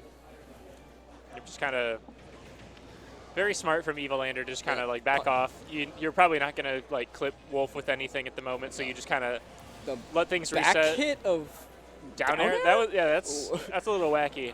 I don't even like. I've never seen that hitbox. Didn't think that was in the game. It just looked like a back air. But again, a quick 47 coming out from Evilander here. Kind of starting to snowball quite a bit. He's got the percent lead. It's what's been happening most of our games. Just a very solid Samus play coming out here. Oh, the upward angle up B, not quite enough to make it back to the stage. Ricardo does have a cloud. I think I'd rather see that right now. I don't think the Wolf's warmed up enough. It didn't look like it, at least. A lot of really easy mistakes that he is making over and over again. Yeah. And like I said, recovery. Recovery is going to be huge. And I feel like he kept recovering the same way over and over and over, and Evilander is catching on to it. Yeah, that's probably the biggest thing that you have to watch out with Samus is your disadvantage, especially when coming back to stage. Like Evilander. The first, like, just one of like the biggest things about playing against Samus is knowing like when not to jump or when not to push forward. Yeah. And that is just such a hard thing to work on because she's so good. Also, at not relating to punishing this match, but I was eyeing the bracket for a second. I do see Mega versus Bingo as one of the sets. That is going to be with LSW versus McCabbage as well. Yeah, I Two got really some- big sets right at the end here. But back to Evilander versus Rico. I was expecting to see a wall jump be there. I'm hoping that's why he picked Kalos. Yeah, maybe. That definitely augments your recovery to be slightly better. Yeah. Um, The double dash stack working in Evilander's favor there. Good neutral there. He's slowing this game down a lot more, which I feel like if he just slowed it down more with Wolf, he would have been fine. yeah. You're still supposed to know not to run into it like that. You couldn't. Oh, the down air from Tom Evilander. couldn't see it, but I like pointed to the screen like, yeah, that's exactly what you don't want to do. Because there's something I heard a long time ago about not like showing your hand when you're playing like Smash, and like that is definitely like, rolling to ledge and then continually throwing out your grab. That is showing your hand to a degree, like the extreme. It's like when you got like a draw 4 in Uno and you're just letting everybody know. Yeah. And then again, he's not really like punishing any landings from Evilander either. Evilander is the one doing like all of the landing punishes here. Not really holding limit. Do you think that's what the Lander and Evilander is about? He's evil when it comes to punishing landings, but good Yeah. back air. I mean, he's definitely putting up a solid case for his landing punishes. See, that was a very nice thing, kind of like drifting in to avoid the fair. Ooh, solid. he's going for something there. I'm definitely thinking that the cloud is working a little better for him. Yes. I think slowing this pace down has helped a lot, but he just throws away limit like that. As a cloud player, you can't just like, as soon as you get it, you can't just like throw your limit away. Yeah. Especially since I feel like he wasn't even confident that was going to hit. That just felt like a guess. Back air killing at 90. Just a very solid thing coming up there. Maybe he wasn't expecting it and didn't DI it right. Yeah. This game is a lot closer, however. Ricardo keeping this one in the grasp of a W still. Just needs to close the stock out here. Just needs to not just needs to take this stock sooner rather than later. Oh, that was an interesting thing. Oh. Made my heart sink a little there. A lot of just like short hop aerial. Gotta find a way to close, and there it is. Closing that second stock. On to our last stock here. Could this be our first game 3 on stream? I didn't want to say it. I didn't want to jinx it. I want it to happen. And I want the Salem boy to be the one to do it. Commentary bias. Well, let's see. If he's getting caught out like that, you gotta be careful. It's not gonna happen if you keep getting your jumps caught, yeah. Evilander. Evil at punishing these landings. Oh, okay. No! If he would have just, not dashed around as much, he could have read that air dodge. Or just thrown limit away. Yeah. Again, this still is not over, though. Cloud has Cloud plenty is- of tools to the double F smash. They are both so antsy. Okay, that was solid. Oh, he could have down beat. He could have down beat. He could have side beat. Could have done a lot.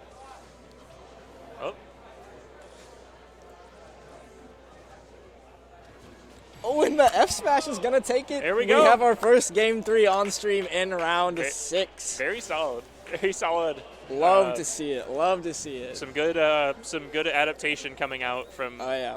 From Pretty hefty Rico. comeback there. Pretty hefty comeback.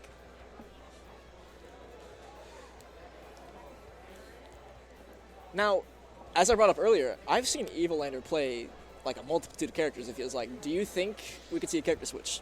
I don't know. I feel like the Samus is working out just fine. I do as well. So But I think it'd be interesting to I see don't. a I don't know if switch. they're the kind of person who would, they Go drop a back. game and they think, oh, it was because my character. Yeah. So. Sticking it out with the Samus, though. Into our first game 3 and the last set of Wave A pools and the last game on stream. Love to see it. What do you think about the counter pick? So this would be the Samus's pick. Yeah. I probably would have liked a. Actually, no. I think this is like fine stage because Samus definitely gets a lot off of platforms. Like But so does Cloud. Yeah. Ricardo coming away with a 91% lead here, but yeah, I think that you definitely are giving Cloud more room to avoid your zoning. yes. But I also think that like right here, well, depending on how the up air would have sent, that would have been just like a really nice. There are really nice platform extensions for Samus on this stage. Holding limit. Just trying their best not to. There it is. Ran out. Yeah. But And it doesn't matter. Evilander getting punished for his landing. The tides are turning in Ricardo's favor as of right now, but catching the jump. Ooh, falling out of the forward air though.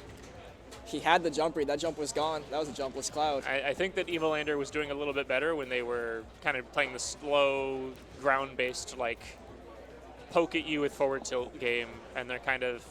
I think that now that they're not sure what to do against Cloud, they're kind of getting antsy. Climb hazard. Yeah. You don't really see that one all That's that the often. first time in history that Samus up smashers actually connected. No punish from Ricardo there, whiffing the golf swing up smash. We call it. That's the one. The snowplow into the shield. But again, like you were talking about earlier, the roll behind into the corner and grab, like showing his hand. Yeah. But again, there's just no punish on it. I think Interesting. That was interesting. Plenty of things he could have done there. That one wasn't on the list of things I thought was going to happen. Okay. There we go. Evilander punishing the landing. Now, Samus is not only just good at edge guarding in general, but against Cloud as well. You have to think this an is, edge guard and it's even. This is by no means like a game that's even close to being like in one side's favor, because despite Samus being at 160, she's still in this. Yeah, definitely. Like already they're like the Clouds at kill percent. Yep. Especially if Evilander keeps up the aggression that just came out of nowhere. They must have heard me mention the grounded F tilt usage, because they're doing it again, and it's.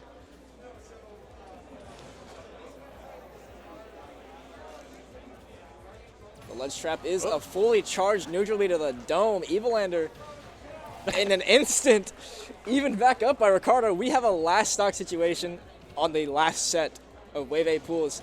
A quick 45 coming out, 57. Limit almost charged. What a game. Oh, we got limit It's on been deck. very back and forth so far. Ooh, too much blade beam. Trying to run away a little, charge limit, camp that top platform. But now Evilander is punishing everything. Ricardo cannot get down. And the down air is gonna take it. Evilander, the clutch edge guard in game 3. Making the necessary adjustments they needed to kind of scoop that back up from the jaws of defeat. It was quite a comeback, and then he had the lead, and then it was like a comeback again. Very back and forth game. Yeah. Very good smash. That's what you like to see. Yep. And hey, our first game 3. How about it? Game 3 last stock as well. Yep. There wasn't a set that was just someone ran away with it. Yep. Love to see it. All right. Obviously, a little upset it was a Salem L. Yeah. But you got to take those. You got to learn. Yep. That's all it is. I think towards the end he was playing pretty fine, and then just kind of that one edge guard's all it really took. Yeah. It's kind of what I was wondering if we'd see it all that game. Just kind of easy to kind of intercept Cloud recovery into the down air. Yeah. And we saw it, what was it, game 2 he got a down air, I think. Game 1 or game 2 he got a down air as well. So, before I even mentioned, at the start of the first game, recovery is going to be so important against Samus, and it felt like Ricardo just was not changing it up enough. It was, he would only recover low, or he would only use his jump instantly, and Evilander was catching on to it, it felt like every single time. Yeah. But hey, that's Smash. You learn from it. Yep. Go ahead and take a quick look at the bracket here. We have... Just looking for names I know. I saw that both of my, two of my guys, LSW and Mega, taking their... Alt beating Johnny U 2-0. That is... I don't know if that's quite an upset, but that's an interesting result to say the least. Little Mac over Link? Yeah. 2-0 as well. We have Lorekeeper beating Camo Camo Cat. Cat, which I think happened at the other one, potentially. So Lorekeeper went 6-0? I think so. I could refresh it and see. Like, it'll give us, like, actual numbers. Yeah. But we are definitely, like, kind of in that... yeah, Lorekeeper and X Supernova went 6-0. Interesting. We just got photobombed. Oh. But again, like...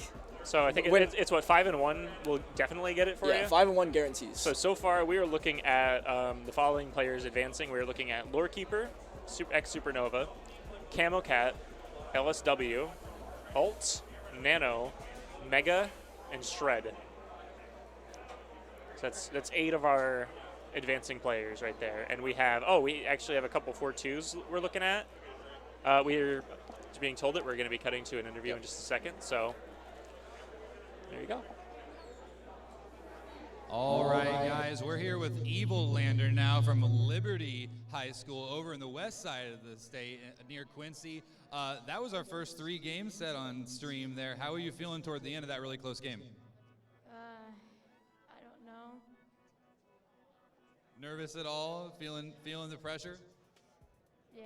Well, you pulled it off, and Rico is a pretty tough competitor. What's it like playing esports at Liberty right now? How's the program over there? Well, it's fun.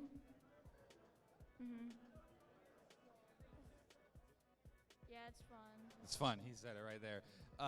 You've seen a lot of people play today. Who's been your toughest competition so far? Do you remember who was the hardest one? Well, probably the dude that I just faced. Rico is pretty tough, but you managed to pull it off. We want to get you some airtime, get Liberty notice on stream over there from the west side. So congrats on your win there in round 6. Guys, we're going to have one more interview before we're done with Wave A, so stay tuned. We'll be right back.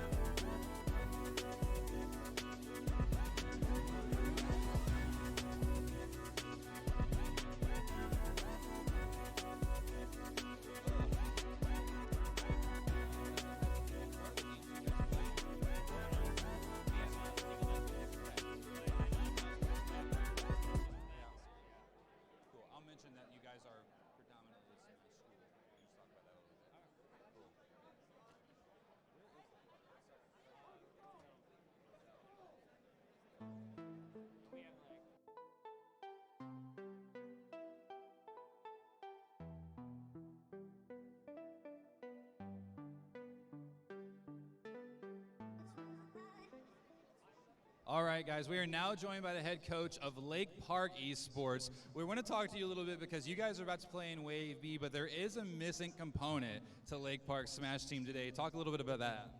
So yeah, today unfortunately we're missing Ice Knight and Kaling, 2 of our seniors this year. They had other commitments today, so unfortunately they couldn't be here.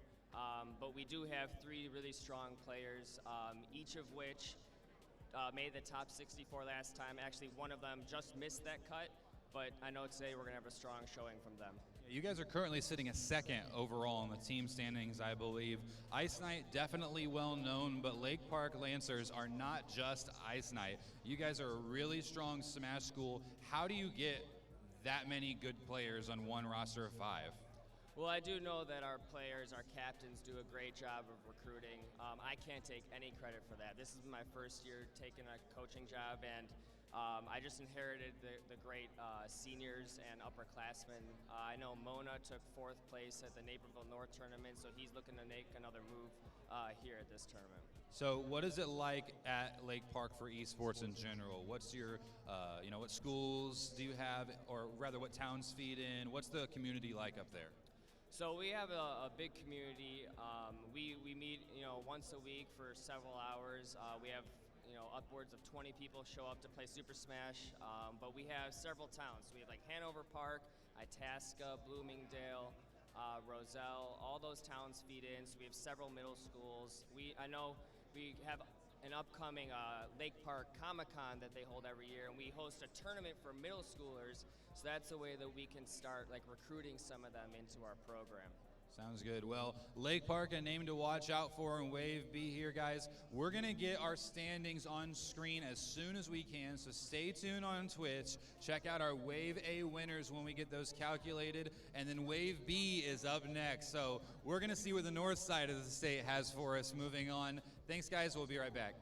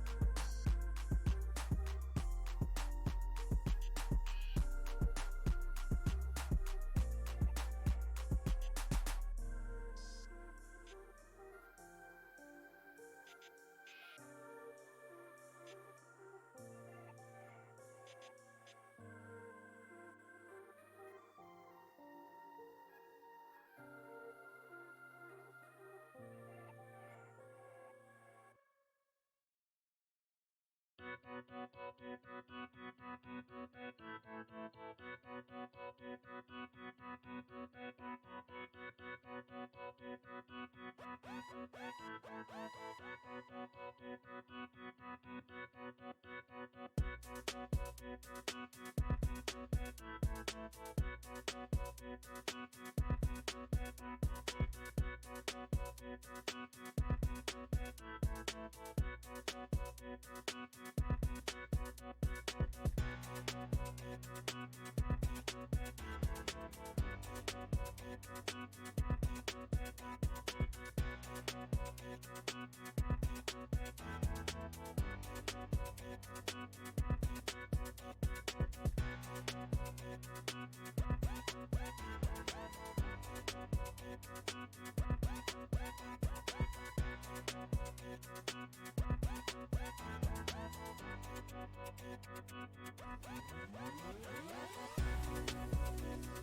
you.